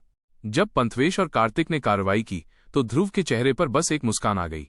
आत्मिक ऊर्जा का प्रवाह हुआ और पंथवेश के समूह के सामने एक चौड़ा सुरक्षित रास्ता प्रकट हो गया। चूंकि पंथवेश का समूह फाटक पार कर सकता था, इसलिए उन्हें मानसिक रूप से संघर्ष करने की जरूरत नहीं पड़ी। आखिरकार वे बिना रुके भैरव के समूह के 5 लोगों के पास पहुंच गए। इसके अलावा पंथवेश की टीम के 6 लोग सर्वोच्च 8 पुर्गेटोरीज शहर की मुहर के प्रकाशमंडल में ढके हुए थे। ये मुहर उनके ऊपर तैर रही थी, उनके शरीर को रोशन कर रही थी। ये मुहर इस समूह को यहाँ की बाधाओं और प्रतिबंधों के प्रभाव से बचा रही थी। दूसरे शब्दों में, उनकी ऊर्जा कमजोर नहीं होगी क्योंकि शहर की बाधाएं और प्रतिबंध उन पर असर नहीं डालेंगे। वे अपनी शक्ति को हमेशा सबसे ऊंची सीमा तक पहुंचा सकते थे। यहाँ तक कि भैरव के समूह ने जो अराजक ऊर्जा अनुभव की थी, वो भी परम 8 पार्गिट्री नगर की मुहर के प्रकाश में सामान्य हो गई थी। पंथवेश के समूह को अपने शरीर में सार क्यूई का ठहराव महसूस नहीं हुआ। पंथवेश के समूह के 6 लोग उत्तेजित हो गए, जबकि भैरव के समूह के 5 लोग मुंह बना रहे थे। उनके दिलों में चिंता बढ़ गई। यदि ये एक सामान्य लड़ाई होती तो पंथवेश की टीम के 6 लोग भैरव की टीम के सामने कुछ भी नहीं होते। भैरव के समूह के 5 लोग सच्चे ईश्वर क्षेत्र के दूसरे आकाश में थे, जबकि छोटी सेनाओं के 4 स्वामी केवल सच्चे ईश्वर क्षेत्र के पहले आकाश में थे। हालांकि सर्वोच्च 8 यातना गृहों वाले शहर में पंथवेश की टीम पर कोई असर नहीं पड़ा। इसके उलट भैरव की टीम के 5 विशेषज्ञों को कई प्रतिबंधों और बाधाओं के कारण बहुत नुकसान हुआ था। इन हालातों में उनका क्षेत्र और शक्ति पंथवेश की टीम के बराबर नहीं थी। पंथवेश की टीम इस लड़ाई की शुरुआत में ही बढ़त पर थी। जब खजानों और तरह तरह की ऊर्जाओं की रोशनी चमक उठी तो ध्रुव को शांति का एहसास हुआ और उसके चेहरे पर एक सुकून भरी मुस्कान आ गई। पता ही नहीं चला कि मार्कश कब उसके पास आया था। मार्कश का चेहरा स्वस्थ चमक रहा था। उसकी आंखें उसकी आत्मा को दर्शा रही थी, पर उसका प्रकाशमंडल पहले जैसा गहरा और प्रचंड नहीं था। साफ है, बूढ़ा अभी पूरी तरह ठीक नहीं हुआ था। ध्रुव, क्या तुम्हें ये करना ही होगा? मार्कश का चेहरा उलझन में था और उसने आह भरी। भैरव की टीम भी इंसानी है। तुमने पंथवेश को उनसे लड़ने के लिए कहा है, जो इंसानी कबीले की ताकत को खत्म करने जैसा है। विदेशी कबीले अभी भी वहां हैं। मुझे लगता है ये ठीक नहीं है। विनायक ने भौहें चढ़ाईं, पर उन्होंने कुछ नहीं कहा। लूमभाष, वैग्रा, रोशन और जहरीली ध्रुव को देखते हुए चुप रहे। भैरव की टीम मुझे मारना चाहती है। मैं उन्हें अंदर नहीं आने दूंगा। पंथवेश के बारे में, मुझे बस उन्हें भैरव की टीम के उलट दिशा में रखना है। उन्हें उनके खिलाफ अपनी जान जोखिम में डालने की जरूरत नहीं है। दूसरे शब्दों में, मुझे चिंता है कि वे निर्णायक समय पर दृढ़ नहीं हो पाएंगे। अगर ऐसा है तो जब हम 5 विदेशी कबीलों से लड़ेंगे तो मैं इससे ज्यादा निश्चित नहीं हो पाऊंगा। ध्रुव कुछ देर रुका, कई सेकंड तक चुप रहा, फिर बोला, बूढ़े मार्कश, तुम्हारे जख्म इतनी जल्दी नहीं भर सकते। कृपया शहर के केंद्र में आकर मेरी देखभाल करना। अगर कुछ अनपेक्षित हो जाए तो कृपया मुझे पहले सूचित करना। जहां तक इस जगह की बात है, मुझे इसे संभालने दो। मैं सब कुछ ठीक से व्यवस्थित कर दूंगा। मार्कश ने बनावटी मुस्कान बिखेरी और सिर हिलाया। वो जानता था कि युवक दृढ़ निश्चयी है, इसलिए वो बिना कुछ और बात किए शहर के केंद्र में लौट गया। उसके जाने के बाद ध्रुव के विचार लगातार बदलते रहे। शुद्ध आत्मिक ऊर्जा का प्रवाह प्रकाश की अनगिनत अदृश्य किरणों में बदल गया, जो हर जगह बिखर गईं। मार्ग ईश्वर के द्वारों की तरह चमक रहे थे, जो शहर के बाहर तक फैले हुए थे, ताकि अन्य लोगों के लिए रास्ता बन सके। मोना, सौरवी, हौरान और बाकी लोग खुशी से मुस्कुराते हुए एक दूसरे का पीछा करते हुए रोशनी वाले रास्ते पर चल पड़े। ध्रुव द्वारा बनाए गए अलग अलग रास्तों से वे गुप्त कोनों से शहर में दाखिल हुए। जो लोग ध्रुव के खिलाफ कार्रवाई करने के लिए यहां आए थे, जैसे जाक्षर, सुभी, रोमन और संबाली, उनके चेहरे उदास और उत्तेजित थे। उनमें से कुछ लोग शहर के केंद्र में घुसने के लिए प्रकाश मार्ग पर जल्दी से चढ़ गए। हालांकि जब वे लोग प्रकाश मार्ग पर कदम रखते तो वो कई हिस्सों में बंट जाता। उनका हिस्सा कुछ ही देर में फट जाता और वे मांस के गूदे में बदल जाते। इस समय ध्रुव ठंडी मुस्कान के साथ मुस्कुराया, उसका मुंह तलवार की तरह तेज था। उसके चेहरे ने लोगों को गहरा डर दिखाया, जिससे वे कांप उठे। मैंने तुमसे कहा था, अगर तुम जरूरतें पूरी नहीं करते तो तुम्हें बाहर इंतजार करना चाहिए, वरना तुम जल्दी मर जाओगे। उसकी नजर कई लोगों पर पड़ी, जाक्षर, गद्दार बुजुर्ग यक्ष, डोंग जिन और उन योद्धाओं पर जिन्होंने यांग परिवार को धोखा दिया था। हेडमास्टर, कृपया हमें छोड़ दें। गद्दार बुजुर्ग यक्ष और डोंग जिन भीड़ से बाहर निकलने की कोशिश कर रहे थे। यांग परिवार के कई योद्धा घुटनों के बल गिरकर विनती कर रहे थे, गुरु, कृपया हमें अंदर आने दीजिए, हम उलझ गए थे, हम कमीने हैं, कृपया हमें छोड़ दीजिए। एक योद्धा जमीन पर अपना सिर पटक पटक कर दयनीय रूप से रो रहा था। वो एक आवारा कुत्ते की तरह विनायक से दया की भीख मांग रहा था। गद्दार बुजुर्ग यक्ष और डोंग जिन लगातार चिल्ला रहे थे, हेडमास्टर, हम इतने सालों से यांग्स के लिए लड़ रहे हैं, भले ही हममें कोई योग्यता न हो, आपने हमारी कोशिशें देखी हैं, इस बार हमसे गलतियां हुई हैं, हम कसम खाते हैं कि हम अपनी गलतियां दोबारा नहीं दोहराएंगे। सबको पता चल गया था कि जंगल अब पहले जैसा नहीं रहा। पवित्र भूमि गुरु और ईश्वर मेघ को मारा जाता देख सब जाग गए। सबको समझ आ गया कि उन्होंने ध्रुव की टीम को कम आंका था। जब उन्हें पता चला कि एलियन कबीलों ने बर्फ और आग के गुप्त क्षेत्र को अवरुद्ध कर दिया है, तो उन्हें एहसास हुआ कि ये एक गंभीर भूल थी जिसकी भरपाई वे कभी नहीं कर सकते थे। वे वापस नहीं जा सकते थे। शाश्वत रात्रि वन में केवल यही शहर सुरक्षित माना जाता था। अगर वे वहां पहुंच पाते तो फिलहाल सुरक्षित रहते और इस विपत्ति से भी बच सकते थे। जो लोग अंदर नहीं जा पाते वे दयनीय होते। बुत परस्त उन्हें जल्द ही मार डालते। मौत से हर कोई डरता था, भले ही वे शुरू में शत्रुतापूर्ण हो, पर समय आने पर वे अपना असली रूप दिखा देते थे। गद्दार बुजुर्ग यक्ष और डोंग जिनने यांग परिवार को धोखा दिया था, वे गठबंधन में इसलिए शामिल हुए थे क्योंकि उन्हें मौत और विदेशी कबीलों के नरसंहार का डर था, पर अब वे विनायक की दया की भीख मांगते हुए वापस लौटना चाहते थे। तुम कमीनों जो कभी नहीं सीखते। विनायक ने तीखी मुस्कान बिखेरी, फिर अपना सिर हिलाया और कहा, मैंने पहले भी कहा था, अगर तुम चले गए तो तुम्हें कभी वापस नहीं आना चाहिए। तुम जानते हो कि मैं कैसा हूं। मेरा समय बर्बाद मत करो। इसके बाद अगर विदेशी जनजातियों ने तुम्हें नहीं मारा तो मैं ऐसा करूंगा। इसमें कोई शक नहीं कि उनके शब्द उनके लिए मौत की सजा थे। विनायक अनंत सागर का नायक था, पर वो क्रूर भी था। वह दयालु कैसे हो सकता था? गद्दार बुजुर्ग यक्ष, डोंग जिन और उनके लोग राख जैसे धूसर हो गए थे। उनके चेहरों पर गहरी निराशा झलक रही थी, क्योंकि वे खुद को असहाय और कमजोर महसूस कर रहे थे। ध्रुव की नजरें उन लोगों पर पड़ीं। अचानक वो हैरान रह गया, क्योंकि उसकी चौकस निगाहें एक जगह रुक गईं। वेई झाई और लंकार व वेंदी की टीम के एक दर्जन योद्धा ये सोचकर हक्के बक्के रह गए कि ध्रुव उन्हें देख रहा है। थोड़ी देर बाद उन्होंने उसके निशाने को पहचान लिया। वेई झाई और कुछ युवक पीछे मुड़े और अपने पीछे खड़ी दो खूबसूरत लड़कियों को देखा। वे दंग रह गए। वे हे किंग मान और साध्वी सुहेरा थे। पता नहीं क्या वे खुद को इस समूह में सबसे खूबसूरत फूल बनाने की सोच रही थीं। अनंत सागर की दो लड़कियों की खूबसूरती निखर कर सामने आ रही थी, मानो उन्हें दिव्य प्रकाश का वरदान मिला हो और वे बेहद खूबसूरत चमक रही हों। हालांकि वे इस खतरनाक जगह पर थे, फिर भी वेई झाई के पास कई युवा पुरुष थे जो दोनों लड़कियों को देखकर लार टपकाते थे। हे किंग मान और साध्वी सुहेरा की खूबसूरती चमचमा रही थी। उनकी आंखों में एक अजीब सी चमक थी और उनके दिल खुशी से भर गए थे। उसने मुझे देखा। आखिरकार उसने मुझे देख लिया। दोनों लड़कियां मन ही मन चीख उठीं।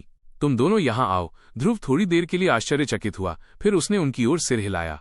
वेई झाई की टीम के ऊपर से एक प्रकाश मार्ग गुजरा, जो स्वर्ग की ओर जाने वाली सीढ़ी की तरह हे किंग मान और साध्वी सुहेरा की ओर बढ़ा। हर कोई एक अजीब चेहरे से दंग रह गया। उसे पता चला कि उसे ये लोग पसंद हैं। भीड़ में से कुछ लोग बुदबुदा रहे थे।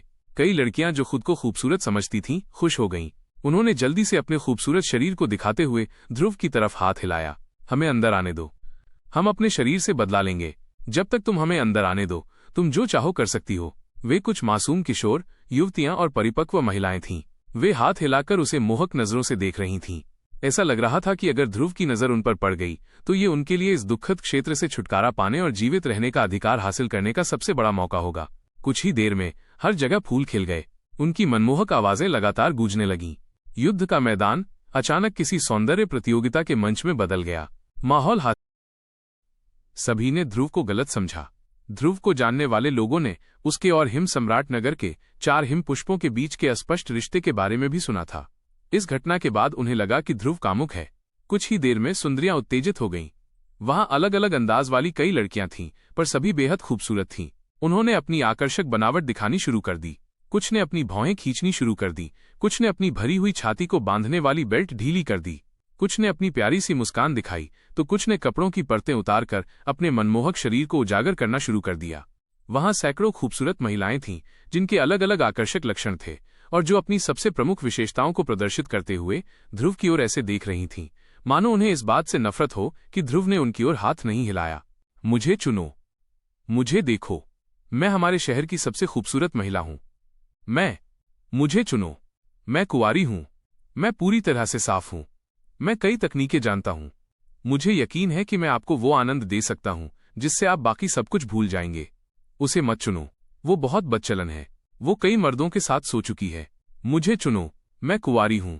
शुद्ध भूमि, स्वर्ग मंदिर, marshal spirit palace, spirit treasure sect और डेविल वैली की कई महिला सदस्य जोर जोर से चिल्ला रही थीं। दोनों पक्ष हैरान हो गए, उनके चेहरे अजीब से हो गए। कई युवा और मध्यम आयु वर्ग के पुरुष ऐसे गंभीर हो गए जैसे किसी ने उनकी पत्नियों को पकड़ लिया हो या उनके साथ विश्वासघात किया गया हो। उनकी पत्नियां, उनकी स्त्रियां और उनकी प्रेमिकाएं उस भीड़ में चीख रही थीं। उस समूह की कई मासूम खूबसूरत महिलाएं दूसरे युवकों के सपनों की थीं। हालांकि वे सिर्फ सपने देखने की हिम्मत रखते थे और कभी भी अपनी तारीफ या प्यार दिखाने की हिम्मत नहीं जुटा पाते थे। पर इस वक्त उनकी औरतें अचानक सबसे सस्ती औरतें बन गईं। वो अपनी खूबसूरती दिखाकर जिंदा रहने का मौका पाने की कोशिश कर रही थीं। कई लोग तो इतने गुस्से में आ गए कि उन्हें खून की उल्टी आने लगी या फिर इस अपमान से बेहोश हो जाने का मन करने लगा। किसी ने नहीं सोचा था कि ध्रुव की छोटी सी हरकत इतनी प्रतिक्रिया पैदा कर सकती है। उसने कई महिलाओं को पागल कर दिया था। वे ऐसा करने के लिए मजबूर हैं। जब उन्हें पता चला कि विदेशी जनजातियों ने बर्फ और आग के गुप्त क्षेत्र को अवरुद्ध कर दिया है और फिर उन्होंने पवित्र भूमि गुरु की मृत्यु देखी तो उनके दिलों में निराशा भर गई, जिससे वे अपने जीवन के बारे में चिंतित हो गए। यदि ये जरूरी समय न होता तो कौन अपने साथ ऐसा दुर्व्यवहार करता। औरतों के आकर्षक और मोहक आकर्षण ने पुरुषों के श्रापों को दबा दिया था, पर उन औरतों को इसका एहसास नहीं था।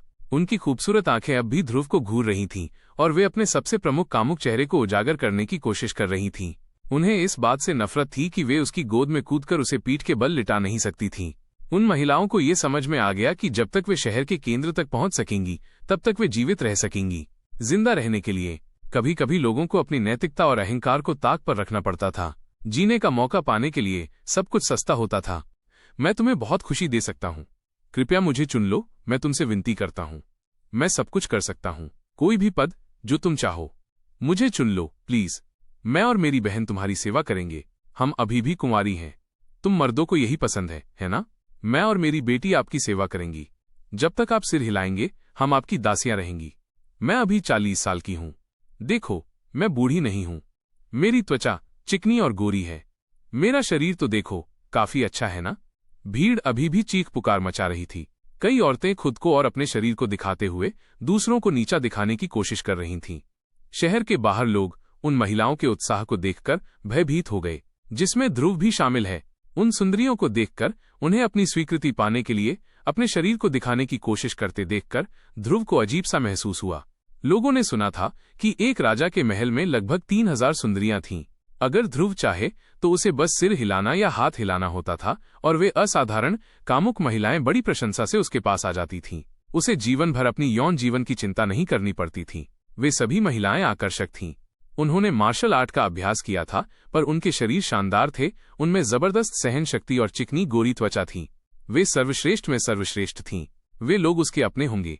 जब तक वो सिर हिलाता रहेगा वे सब उसकी संपत्ति होंगे। वो एक राजा की तरह विलासितापूर्ण जीवन का आनंद ले सकेगा, सब कुछ पा सकेगा। ध्रुव स्तब्ध था। उसका चेहरा अजीब था। खांसी। विनायक ने उनका ध्यान खींचने के लिए कुछ सूखी खांसने की कोशिश की। वो धीरे से मुस्कुराए और फिर शांत होने का नाटक किया। छोटे ध्रुव, मुझे पता है तुम्हें ये पसंद है। तुमने हमारे लिए बहुत कुछ किया है। अगर तुम चाहो तो परदादा मान जाएंगे। हा, नौजवान, अगर तुम्हारी सेहत अच्छी है तो कोई बात नहीं, मैं समझता हूँ। सूश। कुछ गुस्से भरी निगाहें उस पर पड़ीं, जिससे विनायक तनाव में आ गया।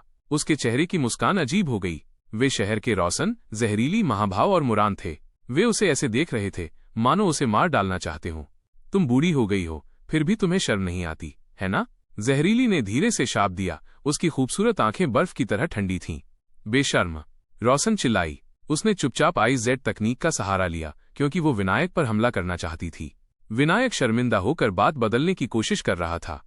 अरे, मुझे लगता है कि ये बहुत ज्यादा हो गया। हालांकि ध्रुव ताकतवर है, फिर भी वो 100 औरतों को एक साथ नहीं बुला सकता। रोशन का महिला समूह थोड़ा बेहतर हो गया। मुझे लगता है 10 ठीक है। इससे ज्यादा होगा तो बहुत थकान होगी। उस पल उसने महसूस किया कि ठंडी आभा की 2 धाराएं उसके बगल वाले क्षेत्र में फैल गईं। उसके चेहरे पर मुस्कान जम गई। ध्रुव, अगर तुम्हें वे पसंद हैं तो अपनी पसंद के कुछ चुन लो। देखो, वे पागल और उत्तेजित हैं। अगर तुम सिर हिला दोगे तो वे कुछ भी करने को तैयार हो जाएंगी। बहनें, बेटियां, माएं वगैरह। मुझे नहीं पता कि तुम उन्हें ले जाना चाहते हो या नहीं। आमतौर पर विभावमान ज्यादा बात नहीं करते थे। उनकी नजरें भीड़ पर टिकी थीं, पर उन्हें रोशन और जहरीली की अलग अलग हालत नजर नहीं आई। बूढ़े ने मुड़कर ध्रुव को गंभीरता से सुझाव दिया, पर दादाजी, अगर आप चाहते हैं कि मरने से पहले कोई आपकी देखभाल करे तो कृपया ज्यादा बात न करें। महाभाव ने दांत पीसते हुए कहा। उसके चेहरे पर जानलेवा इरादे साफ दिखाई दे रहे थे। विभावमान डर गया। उसे अचानक कुछ सूझा, इसलिए उसने अपना मुंह बंद कर लिया और ज्यादा बोलने की हिम्मत नहीं जुटा पाया। हर कोई कभी न कभी जवान होता है। विनायक और विभावमान ने भी जवानी में खूब मस्ती की थी, इसलिए उन्होंने सोचा कि ध्रुव को भी ऐसा ही अनुभव होगा। कई सुंदरियों को इस तरह खुद को समर्पित करते देखकर उन्होंने सहज ही सोचा कि वो उन्हें स्वीकार कर सकता है। शहर का केंद्र छोटा नहीं था। अगर ध्रुव चाहता तो कुछ अलग अलग स्टाइल वाली औरतें रख सकता था। बूढ़ों की नजर में ये कोई बड़ी बात नहीं थी, जब तक उसके पास योग्यता थी। अगर वो थोड़ा विकृत भी हो जाता तो कोई बात नहीं। खांसी खांसी। ध्रुव शर्मिंदा था। वो बनावटी मुस्कान बिखेरता रहा क्योंकि उसकी आंखों में कुछ विचार झलक रहे थे। जहरीली और रोशन ने उसकी ओर देखा। उनकी खूबसूरत आंखों से ठंडी नीयत गायब हो गई। वे उसे नाराज औरतों की तरह देख रही थीं। ध्रुव कांप उठा। उनकी नजरों ने उसे डरा दिया। वो अपना हाथ उठाए बिना नहीं रह सका।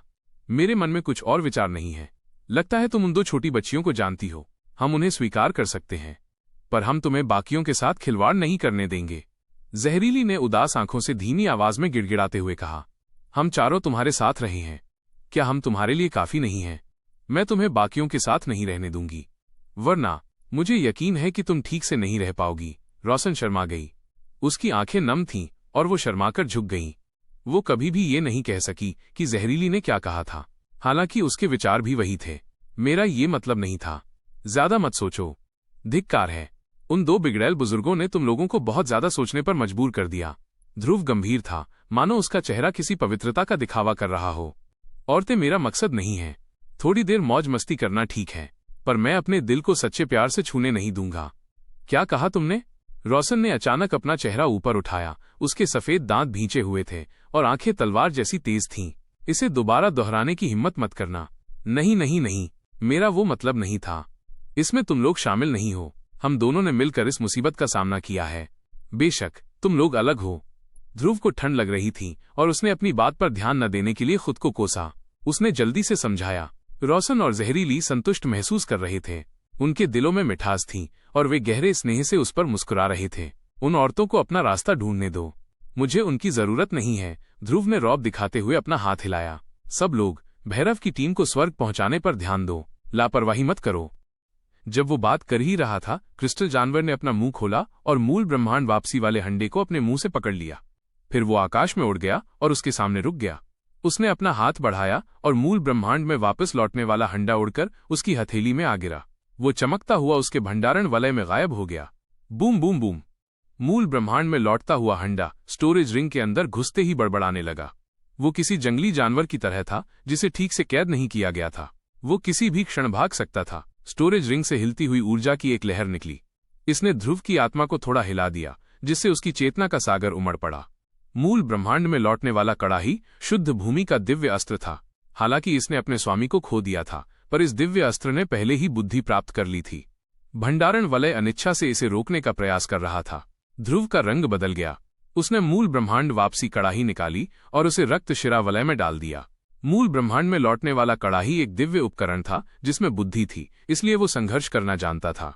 रक्त शिरा वलय में डालने के बाद उसमें प्रतिरोधक शक्ति पैदा हो गई थी। हालांकि रक्त शिरा वलय ने अराजक ऊर्जा की कई परत जैसी पारभासी झिल्लियों का उत्सर्जन किया, जिसने कड़ाही को ढक दिया। बड़ा हंडा शांत हो गया। ऐसा लग रहा था जैसे अब वो हिल नहीं सकता। ध्रुव शांत था। दरअसल केवल रक्त शिरा वलय जैसी रहस्यमय और जादुई चीज ही शुद्ध भूमि के दिव्य हथियार को नियंत्रित कर सकती थी और उसे वश में कर सकती थी। दहाड़ दहाड़ दहाड़। इस समय हर जगह से जानवरों की चीखें और चीखें गूंज रही थीं। जानवर एक दूसरे का पीछा करते हुए हर जगह से शहर के केंद्र की ओर बढ़ रहे थे। उनमें से हर 100 मीटर से ज्यादा लंबा था और उसकी आभा अद्भुत थी। वे सघन ऊर्जा के गतिशील गुच्छों की तरह थे जो लोगों पर गहरा प्रभाव डाल रहे थे। 7 प्राचीन गुटों के कई योद्धाओं की आंखों में गहरा भय था। वे डरे हुए थे। वे हिलने की हिम्मत नहीं कर पा रहे थे, क्योंकि उन्हें डर था कि जानवर उनकी हरकत देख लेंगे और उन्हें तुरंत निगल जाएंगे। सतत रात्रि वन राक्षस कुल का क्षेत्र था। जब पवित्र भूमि गुरु और ईश्वर मेघ ने पहली बार इस क्षेत्र में प्रवेश किया था, तो उन्होंने अपने आदमियों को जानवरों को न भड़काने की सलाह दी थी। जब जानवर पागलों की तरह टूट पड़ते तो वे अन्य जातियों से ज्यादा खतरनाक होते। जब जानवरों के ये झुंड एक के बाद एक प्रकट हुए तो 7 प्राचीन गुटों के योद्धा भयभीत हो गए। चूंकि उन्हें उन जानवरों का मकसद नहीं पता था, इसलिए उन्होंने मान लिया कि ये लहर किसी विदेशी जनजाति के आधिकारिक आक्रमण का नतीजा है। पंथवेश, कार्तिक और बाकी लोगों ने भैरव की टीम पर हमला करना कुछ देर के लिए रोक दिया। अपने सिर के ऊपर हो रही हलचल को देखकर सबकी भौहें तन गईं। भैरव, भारद्वाज, सिफान और अन्य लोग बहुत दुखी थे। उनके शरीर पर कई जख्म थे, कुछ तो हड्डियों तक पहुंच रहे थे। उनकी कुल शक्ति पंथवेश के 6 लोगों के समूह से ज्यादा थी। हालांकि वे 8 परम पावन नगरी की मानसिक चुनौती से जूझते हुए घायल हो गए। इस क्षेत्र में वे संरचनाओं और अवरोधों से दबे हुए थे और अपनी पूरी शक्ति का उपयोग नहीं कर पा रहे थे। पंथवेश की टीम, जो जादुई शहर से अप्रभावित थी, से लड़ते हुए वे वंचित स्थिति में आ गए थे। जब जानवर दिखाई दिए तो उन्होंने मौके का फायदा उठाया और आराम किया। उन्होंने अपनी सांसें नियंत्रित की और दवाइयां लेकर अपनी स्थिति सुधारी। ध्रुव, ध्रुव, तुम कहाँ हो? हम आपकी मदद करने के लिए यहाँ हैं। मत कहो कि हम वफादार नहीं हैं। ये सदाबहार देवता बॉस है। उसने हमें आने नहीं दिया। उसे दोष दो। इसका हमसे कोई लेना देना नहीं है। हमें बताओ कि किसे मारना है। बस उनकी ओर इशारा करो। हम बिना किसी हिचकिचाहट के उन्हें तुम्हारे लिए मार देंगे। मोहरा, जूली, ग्लेशियल आर्मर, विशालकाय मगरमच्छ और 9 सिर वाला पक्षी जोर जोर से चीख चिल्ला रहे थे। उनकी आवाजों से आसमान हिल रहा था। उनके 8वें दर्जे के अधीनस्थ उनकी प्रभावशाली आभा को और बढ़ाने के लिए दहाड़ रहे थे और चीख रहे थे। अचानक जानवरों की दहाड़ से पूरा शहर गूंज उठा, जिससे कई लोग हिल गए। कुछ योद्धाओं की आत्माएं भी प्रभावित हुईं। शहर में प्रवेश कर चुके योद्धाओं का एक हिस्सा डर गया और फिर जानवरों की दहाड़ सुनकर खुश हुआ। राक्षस कबीला ध्रुव की मदद करने आया था। इस खोज ने उन्हें हिलाकर रख दिया। उन्हें अचानक लगा कि यह शहर दुनिया की सबसे सुरक्षित जगह है। जब तक वे यहाँ रह सकते हैं, कोई भी बुत परस्त उन्हें नुकसान नहीं पहुंचा सकता। शहर के बाहर रह गए बाकी लोग मानसिक रूप से टूट गए। उनके दिलों में निराशा और बढ़ गई। उन्हें इस बात का अफसोस था कि ध्रुव ने उन पर कृपा नहीं की और उन्हें अपने शहर में नहीं बुलाया। यहां तक कि राक्षस कबीले का भी उसके साथ अच्छा रिश्ता था, तो फिर उसे और किस बात का डर था? वे राक्षस कुल के थे, शाश्वत रात्रि वन के अधिपति। दिव्य महान भूमि में इस शक्ति को हमेशा कम आंका जाता था। उन्होंने ध्रुव पर भरोसा क्यों किया और उसकी मदद करने क्यों आए? सब डरे हुए और क्रोधित थे। उन्होंने ध्रुव को बेशर्मी से विदेशी कबीलों में शामिल होने के लिए डांटा। हालांकि वे उससे ईर्ष्या भी कर रहे थे कि वो राक्षस कबीले के साथ संबंध स्थापित कर सकता है और मुश्किल समय में मजबूत सहारा बन सकता है। इस समय सभी को एहसास हुआ कि 7 प्राचीन गुटों के नेता, पवित्र भूमि गुरु और ईश्वर मेघ की टीम में कोई काम करने की क्षमता नहीं थी। उन्हें ये नहीं पता था कि उन्हें सतत रात्रि वन में राक्षस कबीले के साथ सहयोग करना चाहिए। इसके उलट उन्होंने जानवरों का शिकार करने के लिए गुप्त अभियान चलाया। उन्होंने राक्षस कबीले के प्रति दुश्मनी पैदा कर ली थी। क्या ये मौत का रास्ता नहीं था? आह, तुम यहाँ किस लिए आए हो? ध्रुव ने उनकी तरफ देखा। उसका चेहरा हैरानी से भरा हुआ था। लड़ाई खत्म होने वाली है। तुम लोग यहाँ मजेदार खेल देखने आए हो? मोहरा, जूली और बाकी 3 राक्षस कुल के 5 शासक थे। उसकी बात सुनकर वे स्थिति पर गौर करने लगे। राक्षस कुल के 5 सरदार तुरंत शर्मिंदा हो गए। जाहिर है आज ध्रुव कमजोर नहीं था। ऐसा लग रहा था कि उसने बढ़त हासिल कर ली है। शहर का केंद्र सुरक्षित खड़ा था और ध्रुव के पक्ष के लिए एक बड़ा सहारा था। वे सभी 8 परम पावन नगर के निर्माण में शामिल हो गए थे। वे जानते थे कि खाली जगह में बसा ये नगर 2 भागों में बटा हुआ था, बाहरी नगर और नगर केंद्र। बाहरी नगर की सुरक्षा नगर केंद्र की तुलना में बहुत कमजोर थी। दूसरे शब्दों में, ध्रुव ने अपनी सारी तरकीबें इस्तेमाल नहीं की थीं। उसके पास कुछ और ताकतें थीं जिनका उसने अभी तक इस्तेमाल नहीं किया था। इस शहर में घुसपैठ करने आए लोग 2 पक्षों में बंट गए थे और आपस में ही लड़ रहे थे। जाहिर है वे शहर के केंद्र को कोई खतरा नहीं पहुंचा सकते थे। ये संकेत बता रहे थे कि ध्रुव का पक्ष बढ़त हासिल कर चुका था।